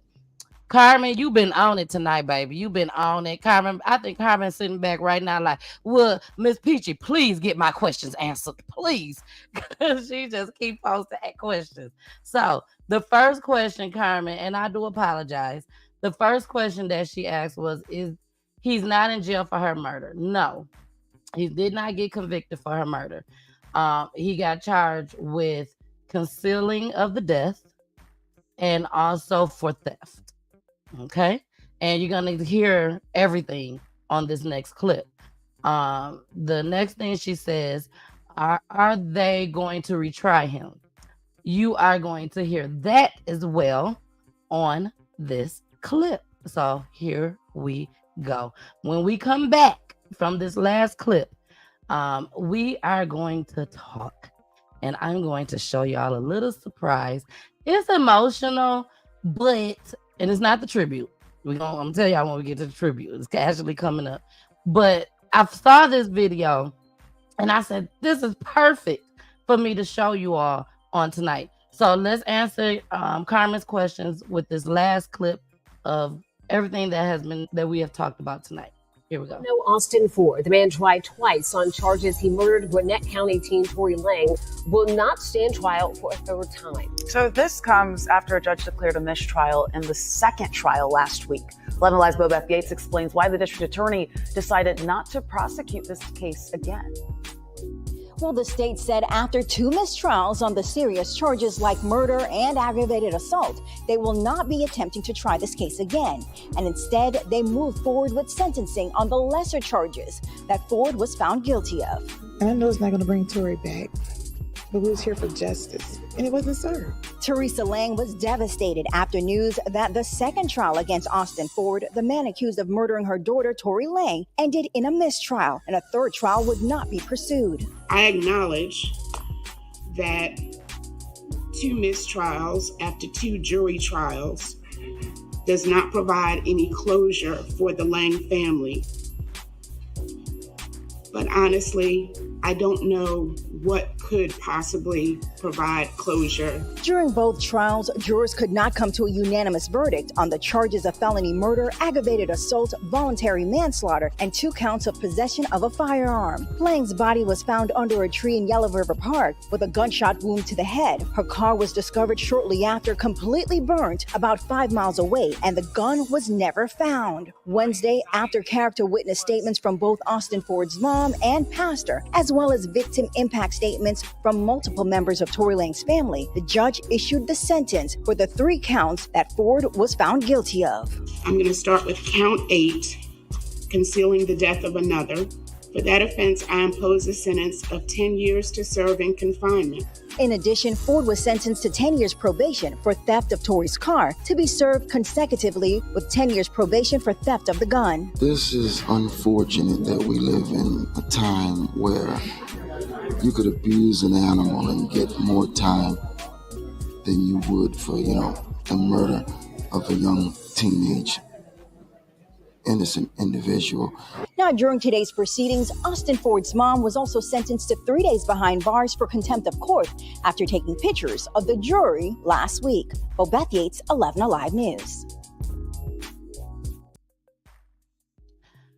That last statement, you look like you could have heard everybody in that doggone courtroom right then and there. How did you compose yourself? Y'all gotta unmute yourself. There you go, I got it. How was you able to hold it together and not strangle everybody that was in there? Except for y'all. And he don't want to hurt y'all. Okay, not y'all. But how did you keep it together? Yeah, by the grace of God. By the grace of God.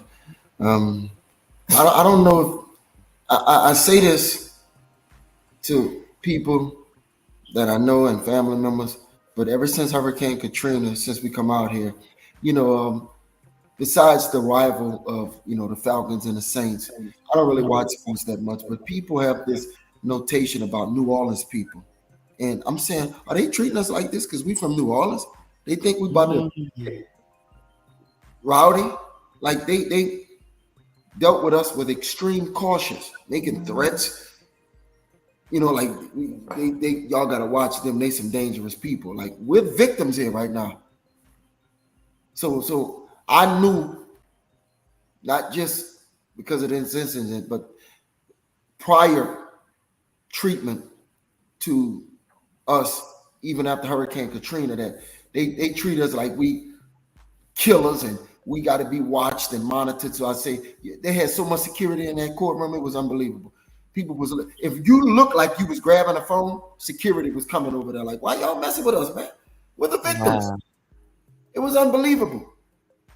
And here, both trials, this woman was over there on that side of the courtroom, recording, taking pictures.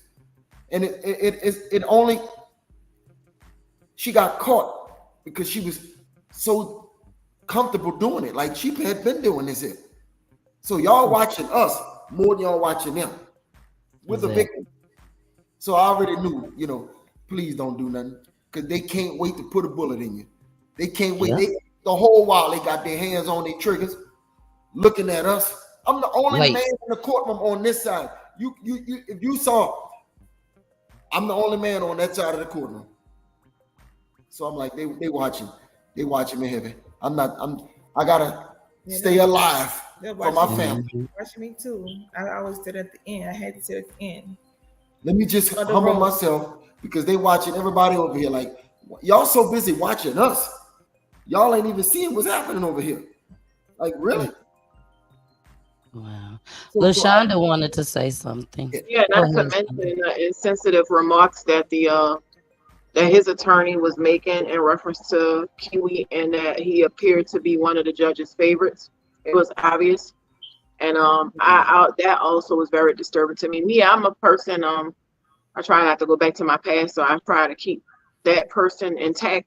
But it was many times that I really wanted to do some things that I know would have probably jeopardized the case, so I decided not to do it. But it was a lot of things, a lot of unfair treatment that I saw my family go through. That was also a lot on top of what they were already experiencing, and I think it's really sad that it was even allowed. I know a attorney's going to do what he needs to do to win the case. I get that, but being insensitive and certain zany little mannerisms and little silly things that he did, like kind of mocking the family, it was allowed. It was also co-signed by giggles and laughs, and I never saw anything like that in my life. To see some of this and to find out some of the revelations that we found out, like the judge married to one of deputies, all kind of stuff that was happening in the court that we can't say, we can't do. Man, we lost our only baby here, but we gotta put a gag on certain stuff. Y'all watching us with your hands on the trigger. If I say certain stuff, like I do have a lot of males in my family, but they didn't want to come because they can't control themselves. And I told them, you guys stay home. You know what I'm saying? We don't need. Grandma up there crying. It's not like, that, yeah, they crazy. It's not that we don't have males in the family. We full of just as many women you see. It's 2 times males. So trust me, we got people. We got a big family. It's just that we didn't want to cause or add, trouble or things that could hurt the case. Exactly. But at the same time, we wind up being disappointed, hurted, tortured. You got to put a gag on what you say. You got to humble yourself to what you do. You can't do this. You can't do that. You can't say this.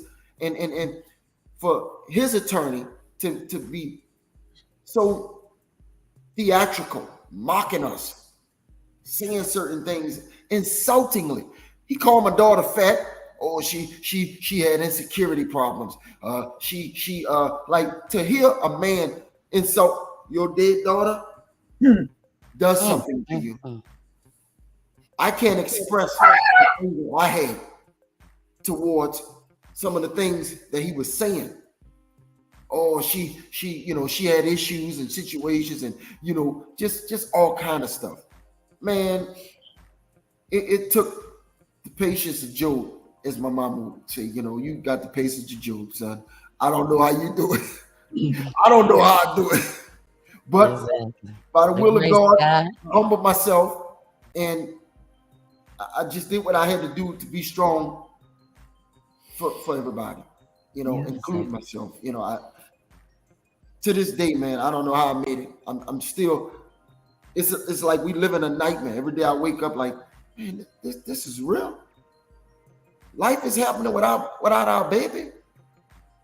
You know how hard it is to smile and deal with birthdays and holidays and we in our house now and it's just it's unfortunate that we live in life without her. And what could you do? How you gotta craft your character a certain way. For what? I'm a human being. I want to be mad. I want to say things. So I can't say things. You're gonna take away my freedom of speech. You've already taken away the heir to my throne. You're taking away my seat. I can't say certain things. What you want me to do? And Miss Peachy, can I say something? It's hard. Of course. Tori and LaShonda was saying about how he insulted the family and how he insulted her. He said something that struck a nerve in me. And I had to look at my family because I'm like, I know if I say or do what I want right now, they're gonna be so mad at me. You know what I'm saying? He said something to the effect of, oh, now they so in love with her. Now they really love her. Yeah, now that she's gone. Now that she's gone, now they really love her.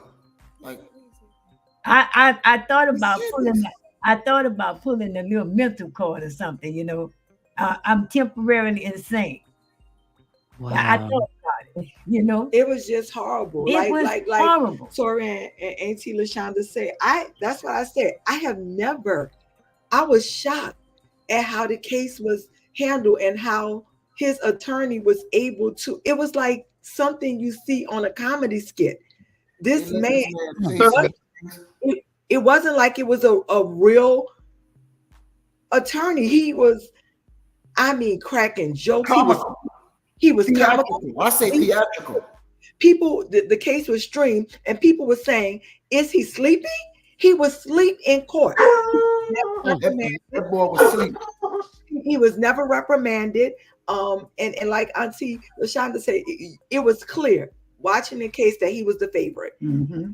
And I think that on top of, to add insult to injury, even more so, what was uncanny was when the assistant district attorney asked for 30 years because he was charged with 3 counts, and he could have gotten 10 years for each count. If I'm more than certain I'm correct when I say this. I try to make sure that I am being facts. The judge's response was, would you have asked for that if it was any other, something on the lines of, or would you have asked for that if it was any other case or trial? I don't remember her exact words because I try to, it's so hard to keep reliving that because it's just so like, oh my God, I cannot believe this has happened. And the assistant district attorney was like, pretty much, he not only covered up the murder, came to the funeral, came to our home, was acting like nothing never happened all along. This is before they found out, or he was found out that he had done this. And so for her to say that is someone who made a comment, she's a mom. I was like, oh my God. I just could not, like I said, the case was clearly, how the case was handled is beyond, it's just beyond. It just seemed like they had no sympathy for your family at all. My understanding was that there's no statute of limitation on murder. So I'm like, okay, well, maybe 5, years, or maybe down the line, we could try him again. Oh yeah. Or what have you. This is, Because I still think it to was a this. mistrial. It was a mistrial, so he wasn't found guilty or not guilty. So yeah. So I thought, like let's say next year, we say, you know what, there's more evidence, or he spoke to somebody in the jail and he slipped up. Maybe we could try him again. I mean, I don't know. To this day, I'm still confused about, can we try him again? I don't know. This is a question that I have right now. I've seen movies where they tried people for crimes they did during the civil rights movement 50 years later.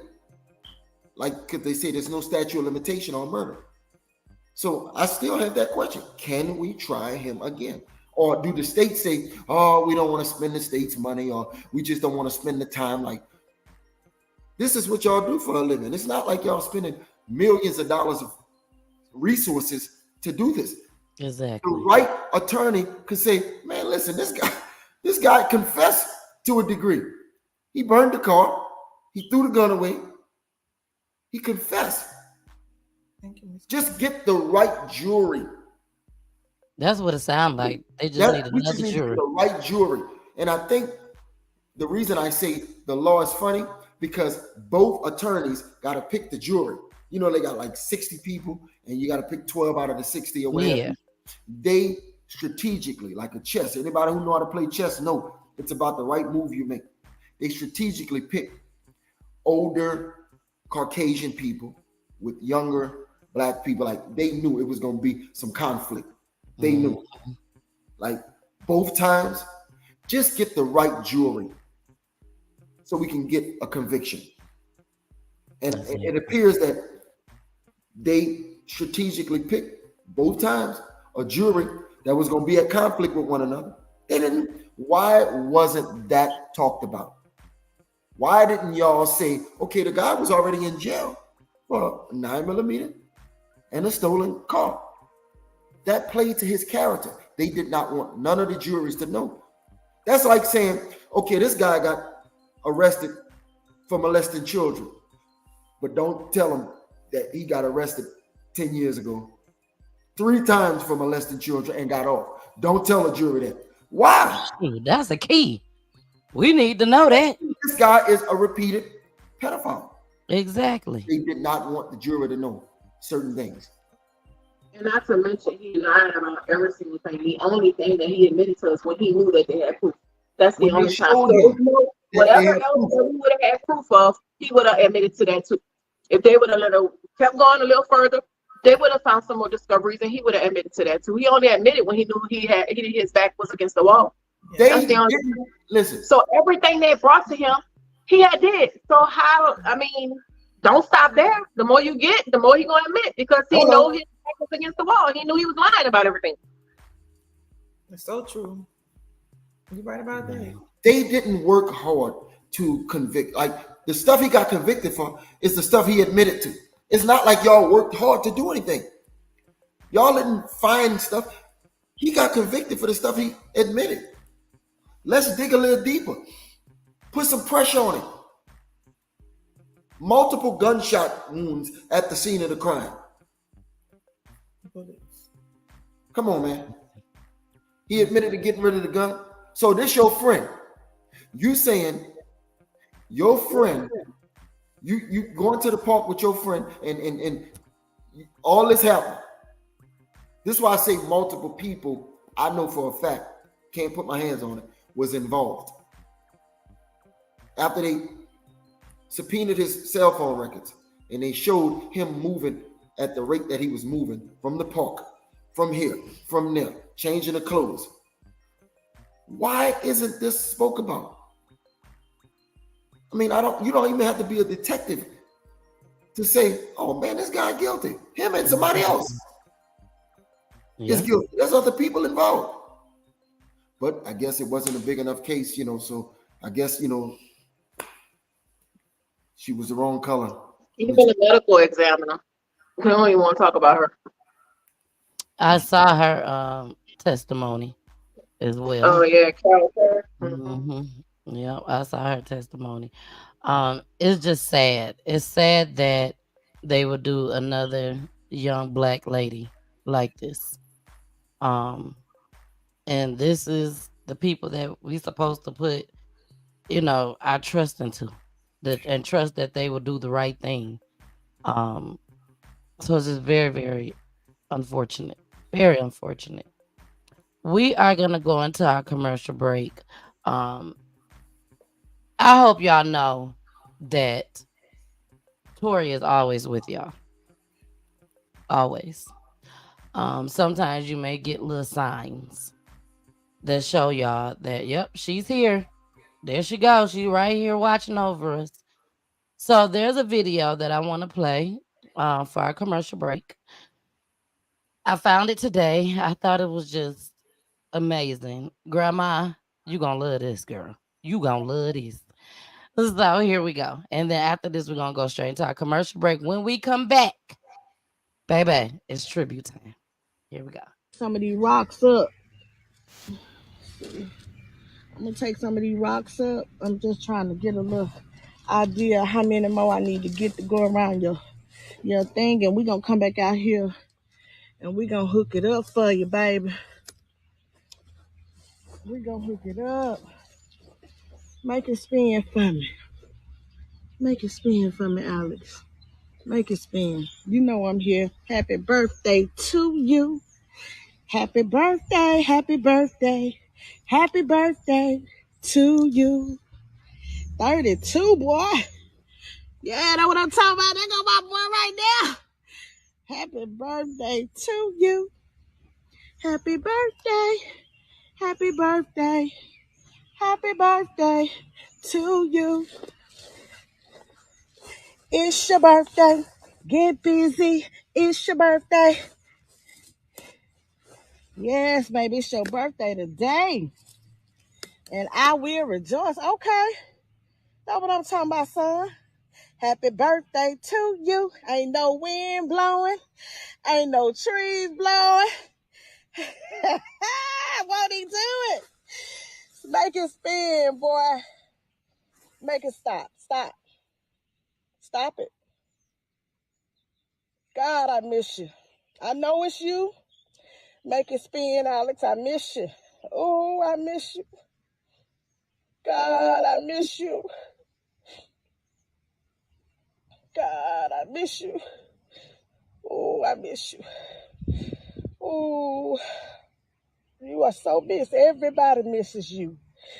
You miss us too, don't it? Now make it stop. Make it stop. Make it stop, baby. You with me?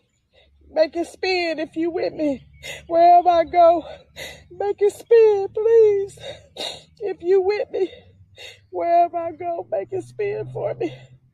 Just make it spin for me. Don't stop. I know it. I feel you.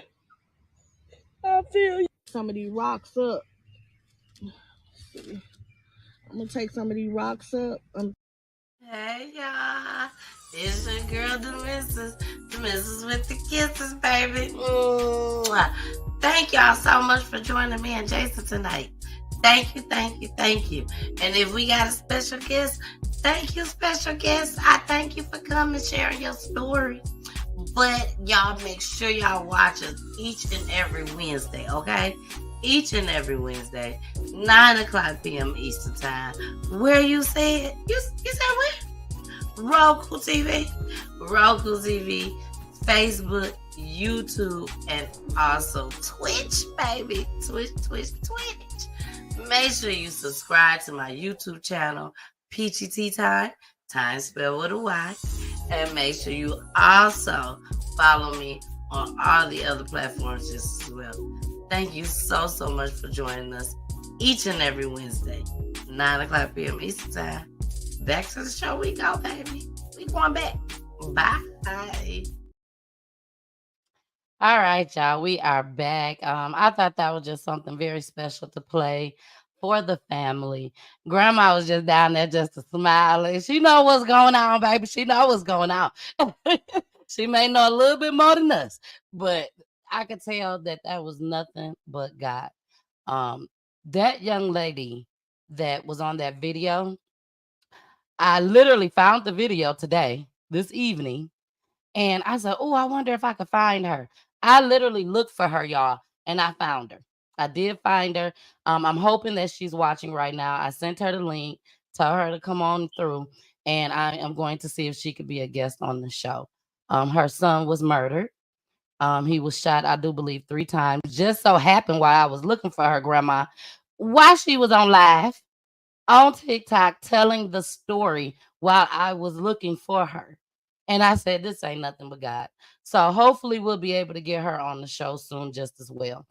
But now it's the time for the tribute. So I'm going to need y'all to get y'all tissues for this one. Okay? I'm going to need y'all to get y'all tissues for this one. I'm going to try to hold my cries and my tears. But I always tell y'all it's different for me when I'm making the video versus when I'm watching the video. When I'm making it, it's like I'm working. I'm doing a job. When I watch it, I feel like I'm just like the family watching it. Usually our videos are for the killers because they go out there and telling stuff. And we have a lot of open cases on PGT Time. So my idea is if I make these videos, somebody that they done told will see these videos and will hurt so bad that they will pick up the phone the next morning after they sleep on it, because we at night, it's nighttime, and they will wake up because they done dreamt about it too. And they say, I got to call an Uber. I got to call my friend. I got to call somebody to take me to this police station to tell what I was told. Or for the killer to say, I can't take this no more. God is wearing on me. I got to say something. But this is different. This is truly, truly for the family. So I hope you guys like it. Again, get your tissues. And here we go. Give me 1 second. Where is it? Hold on one moment, y'all.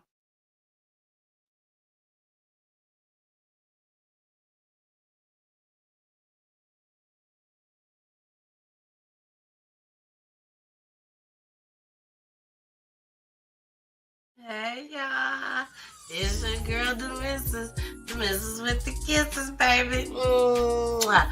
Thank y'all so much for joining me and Jason tonight. Thank you, thank you, thank you. And if we got a special guest, thank you, special guest. I thank you for coming, sharing your story. But y'all make sure y'all watch us each and every Wednesday, okay? Each and every Wednesday, 9 o'clock p.m. Eastern Time. Where you said? You said where? Roku TV, Facebook, YouTube, and also Twitch, baby. Twitch. Make sure you subscribe to my YouTube channel, PGT Time spelled with a Y. And make sure you also follow me on all the other platforms just as well. Thank you so much for joining us each and every Wednesday, 9 o'clock p.m. Eastern Time. Back to the show we go, baby. We going back. Bye. That's live for you, y'all. That's live for you. I'm so sorry. I pulled up all the clips and forgot to pull up this one. So here we go, baby. Here we go. Tori, this for you, baby. We love you, Tori. Rest in peace, baby girl.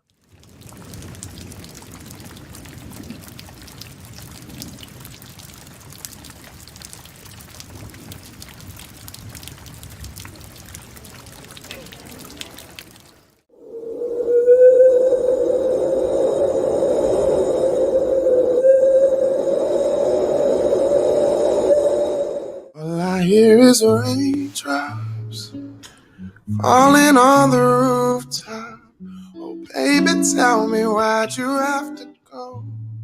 This pain, I feel it won't go away. And today, I'm officially missing you. Thought that from this heartache I could escape, but I've run it long enough to know there ain't no way. And today, I'm officially missing you. Can't nobody do it like you.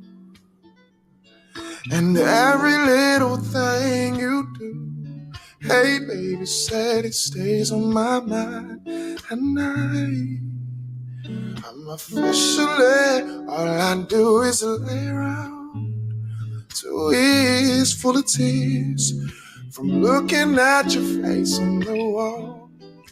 Just a week ago you were my baby. Now I don't even know you at all. I don't know you at all. Well, I wish that you would call me right now, so that I can get through to you somehow. But I guess it's safe to say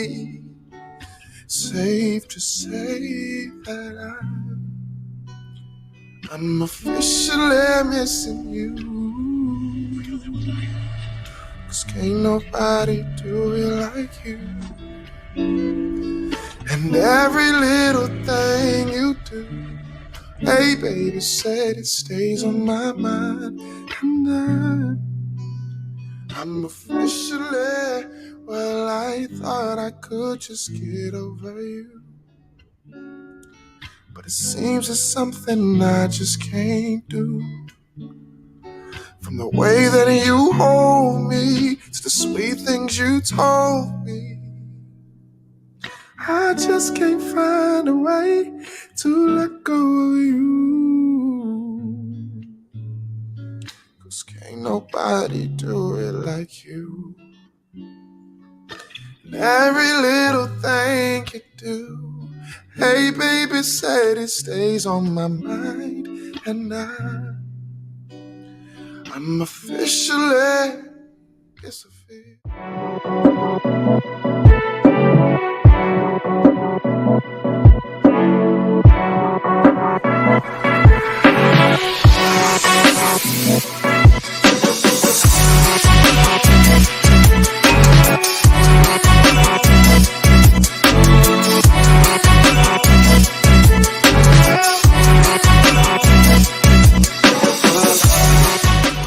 As we were release this butterfly in honor of Kiwi. Know that she is close with you and always will be. Hold her hand and say a prayer. Close your eyes and see her there. Let them be released. They going, Chuck. They going. My name is.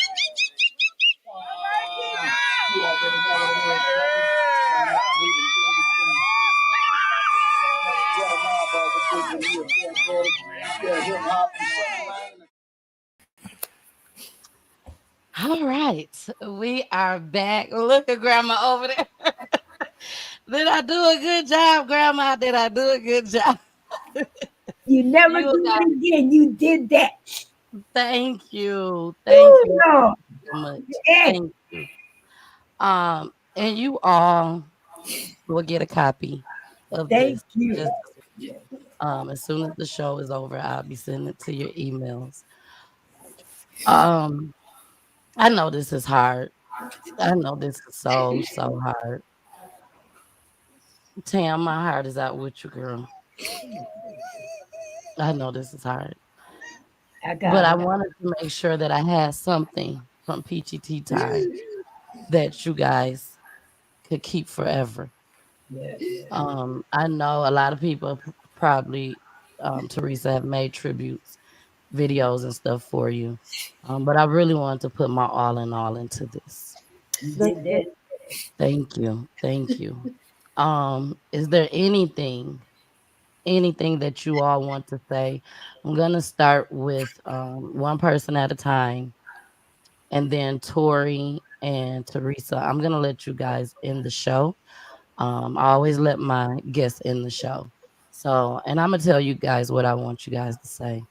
But for Chastity, LaShonda, Tam, and Grandma, whatever you guys feel in your heart that you want to say, I definitely want you to say it.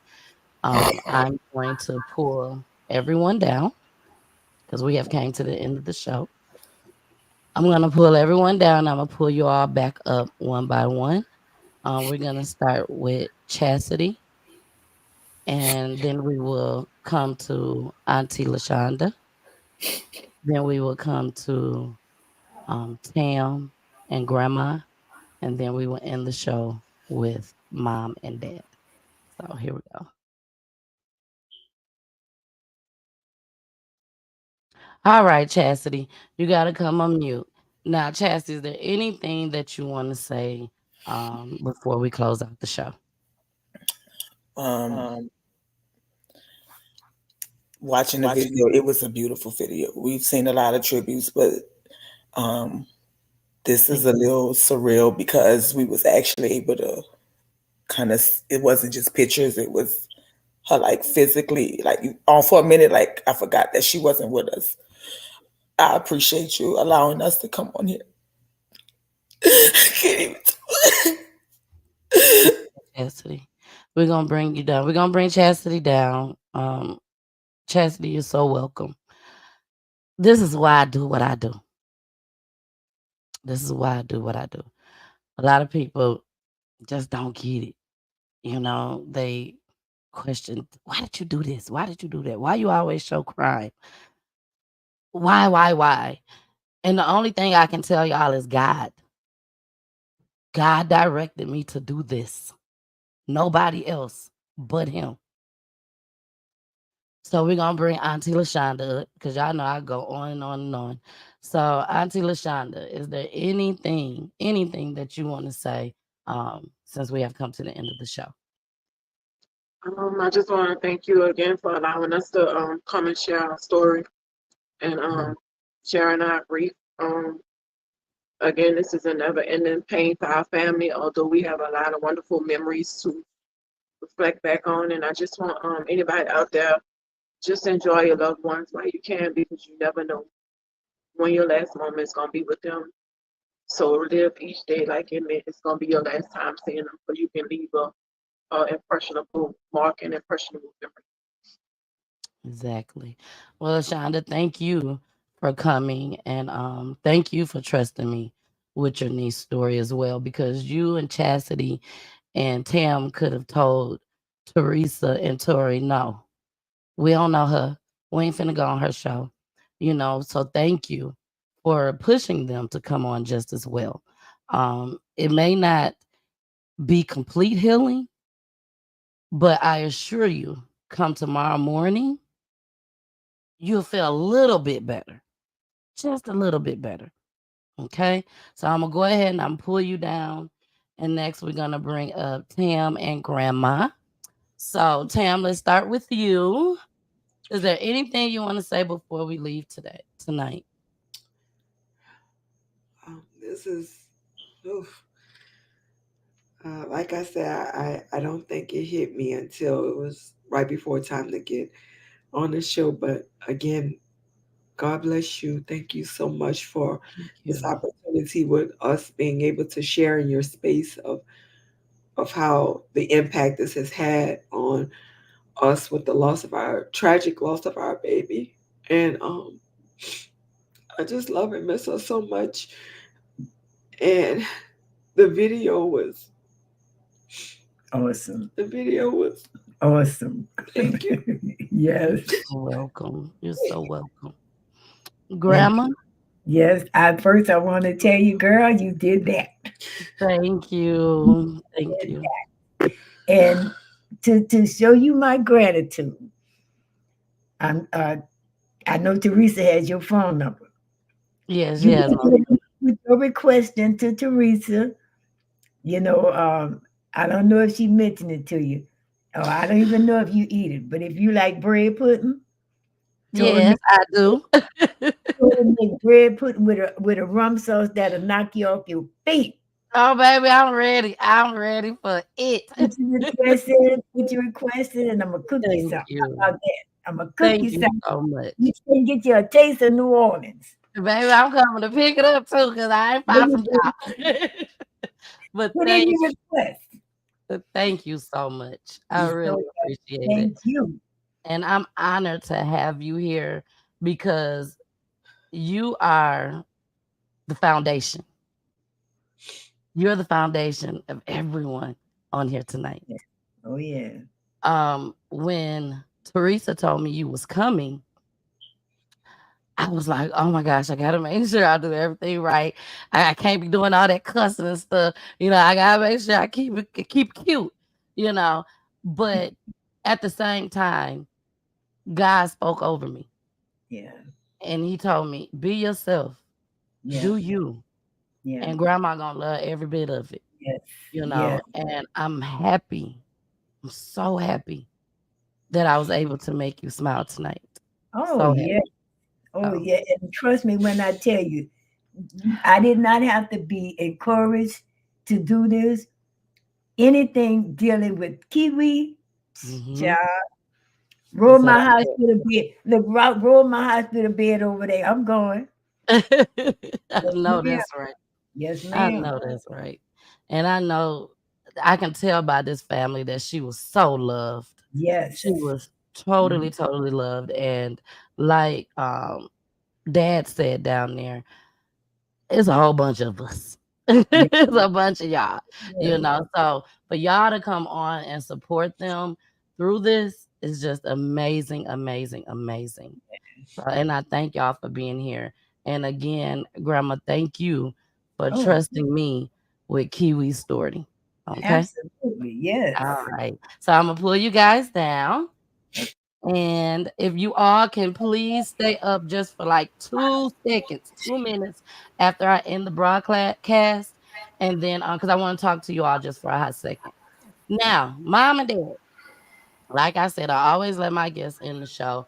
After you guys come down, we're gonna play the tribute one more time, and then we're gonna go ahead to the outro. And like I said, I want you guys to stick around just for a couple minutes.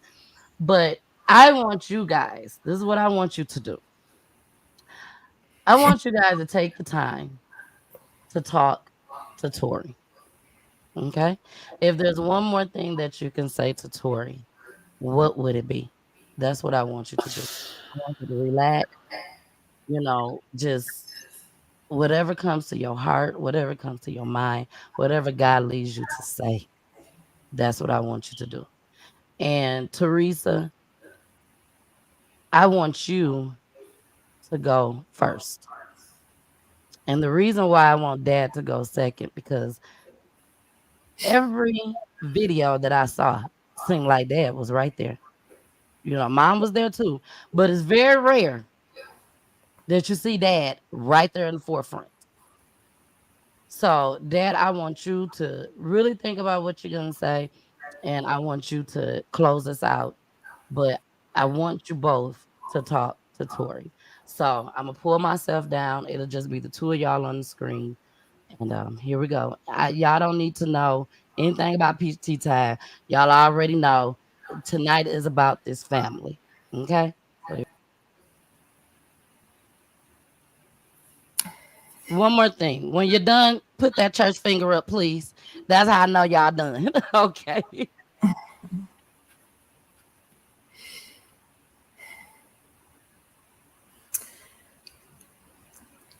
Kiwi.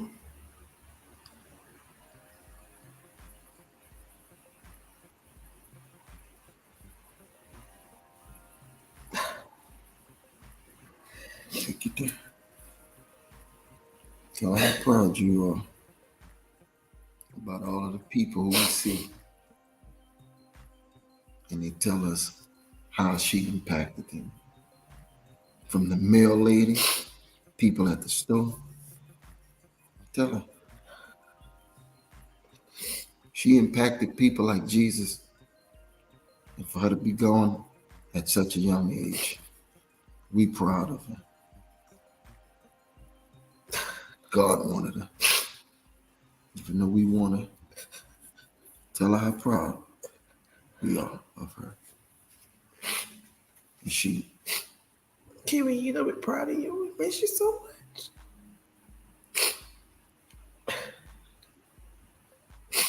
We love you.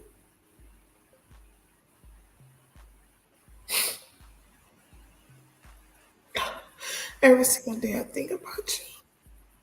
Everything I do is still for you. Even though you're not here, everything I do is still for you.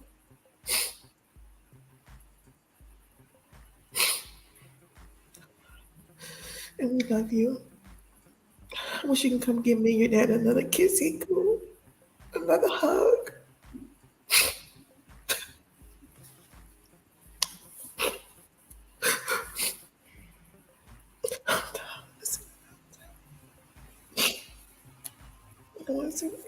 She really touches our lives.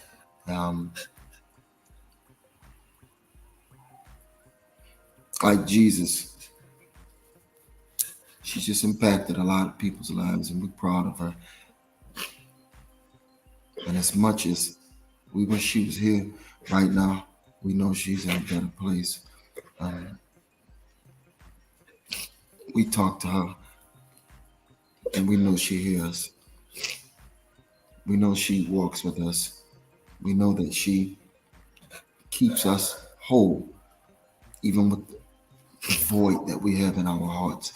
This grave hole in our hearts, she feels it.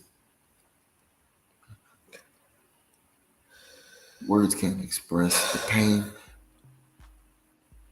but it's her that keep us moving forward,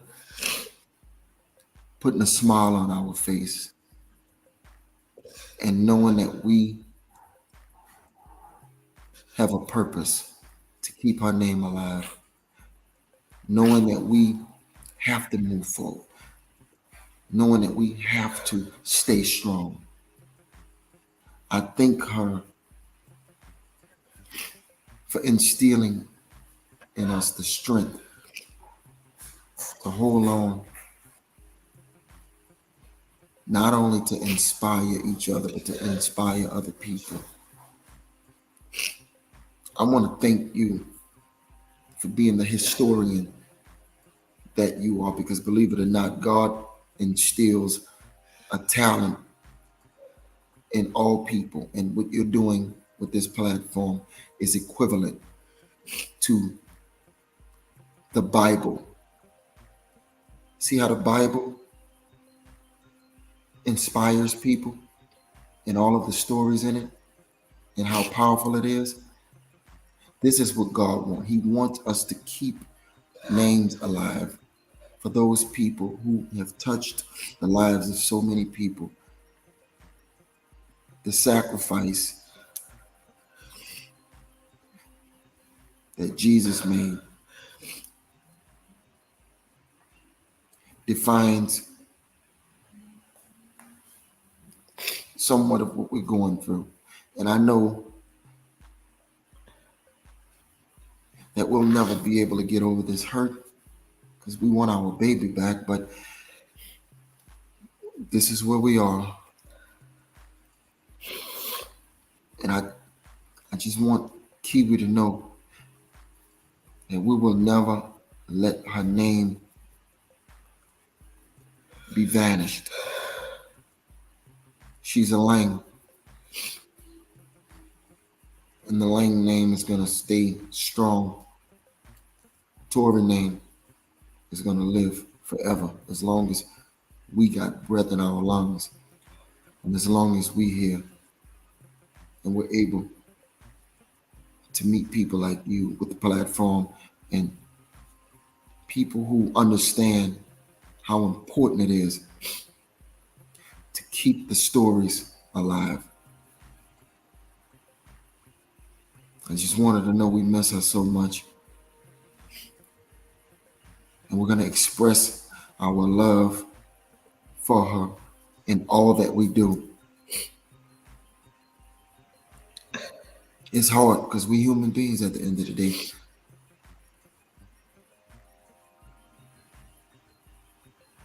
There's so much I want to say, but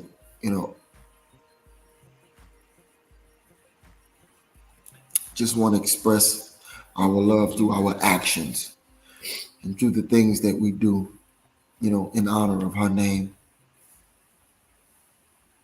And just showing, her, because she's looking down on us. And she wants us to be strong. She don't want us to fall apart. She don't want us to, be sad. Even though there's days that, we slip into the darkness and be sad. I'm a human being. We all are human beings. And, sadness is a part of emotions. So, you just got to know that she's looking down on us.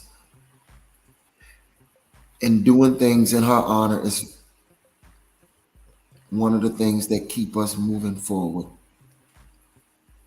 We're going to keep pushing. And we're going to keep on, honoring her name. And all of us who love her should express that love. And again, I want to thank you and your platform. And I'm not going to cry. Y'all saw that movie, Jerry Maguire, where Cuba Gooding Jr. said, I'm not going to cry. I'm going to stay strong. I'm going to stay strong.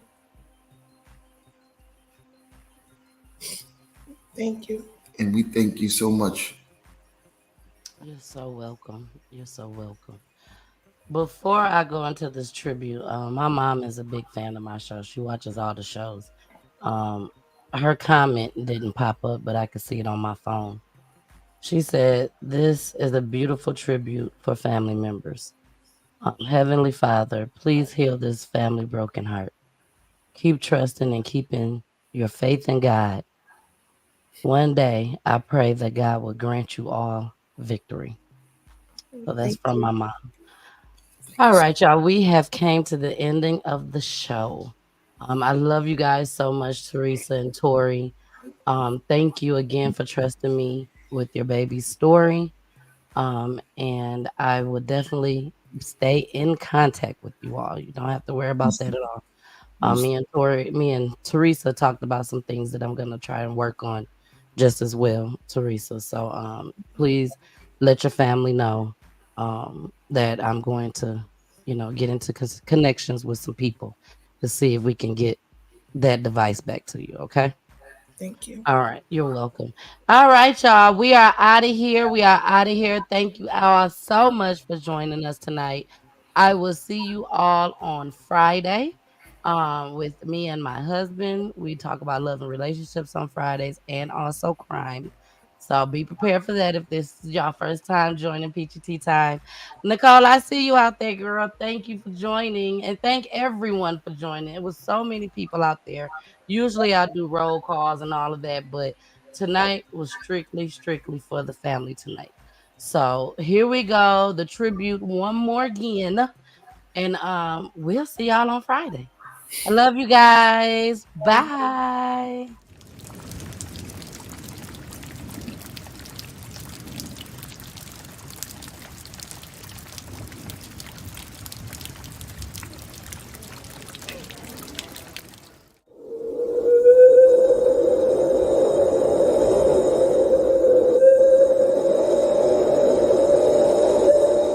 All I hear is raindrops falling on the rooftop. Oh, baby, tell me why'd you have to go? This pain, I feel it won't go away. And today, I'm officially missing you. Thought that from this heartache I could escape, but I've run it long enough to know there ain't no way. And today, I'm officially missing you. Can't nobody do it like you. And every little thing you do, hey baby, said it stays on my mind. And I'm officially, all I do is lay around. 2 years full of tears from looking at your face on the wall. Just a week ago you were my baby. Now I don't even know you at all. I don't know you at all. Well, I wish that you would call me right now, so that I can get through to you somehow. But I guess it's safe to say that I'm officially missing you. 'Cause can't nobody do it like you. And every little thing you do, hey baby, said it stays on my mind. And I'm officially, well, I thought I could just get over you, but it seems it's something I just can't do. From the way that you hold me to the sweet things you told me, I just can't find a way to let go of you. 'Cause can't nobody do it like you. And every little thing you do, hey baby, said it stays on my mind. And I'm officially, it's official.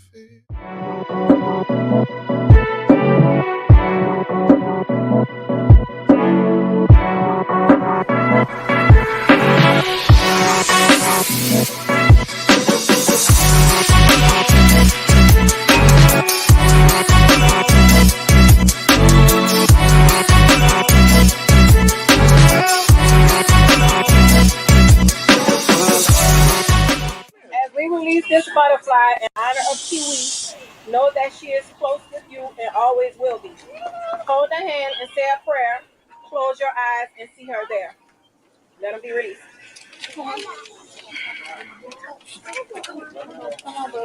They going, Chuck. They going. My name is.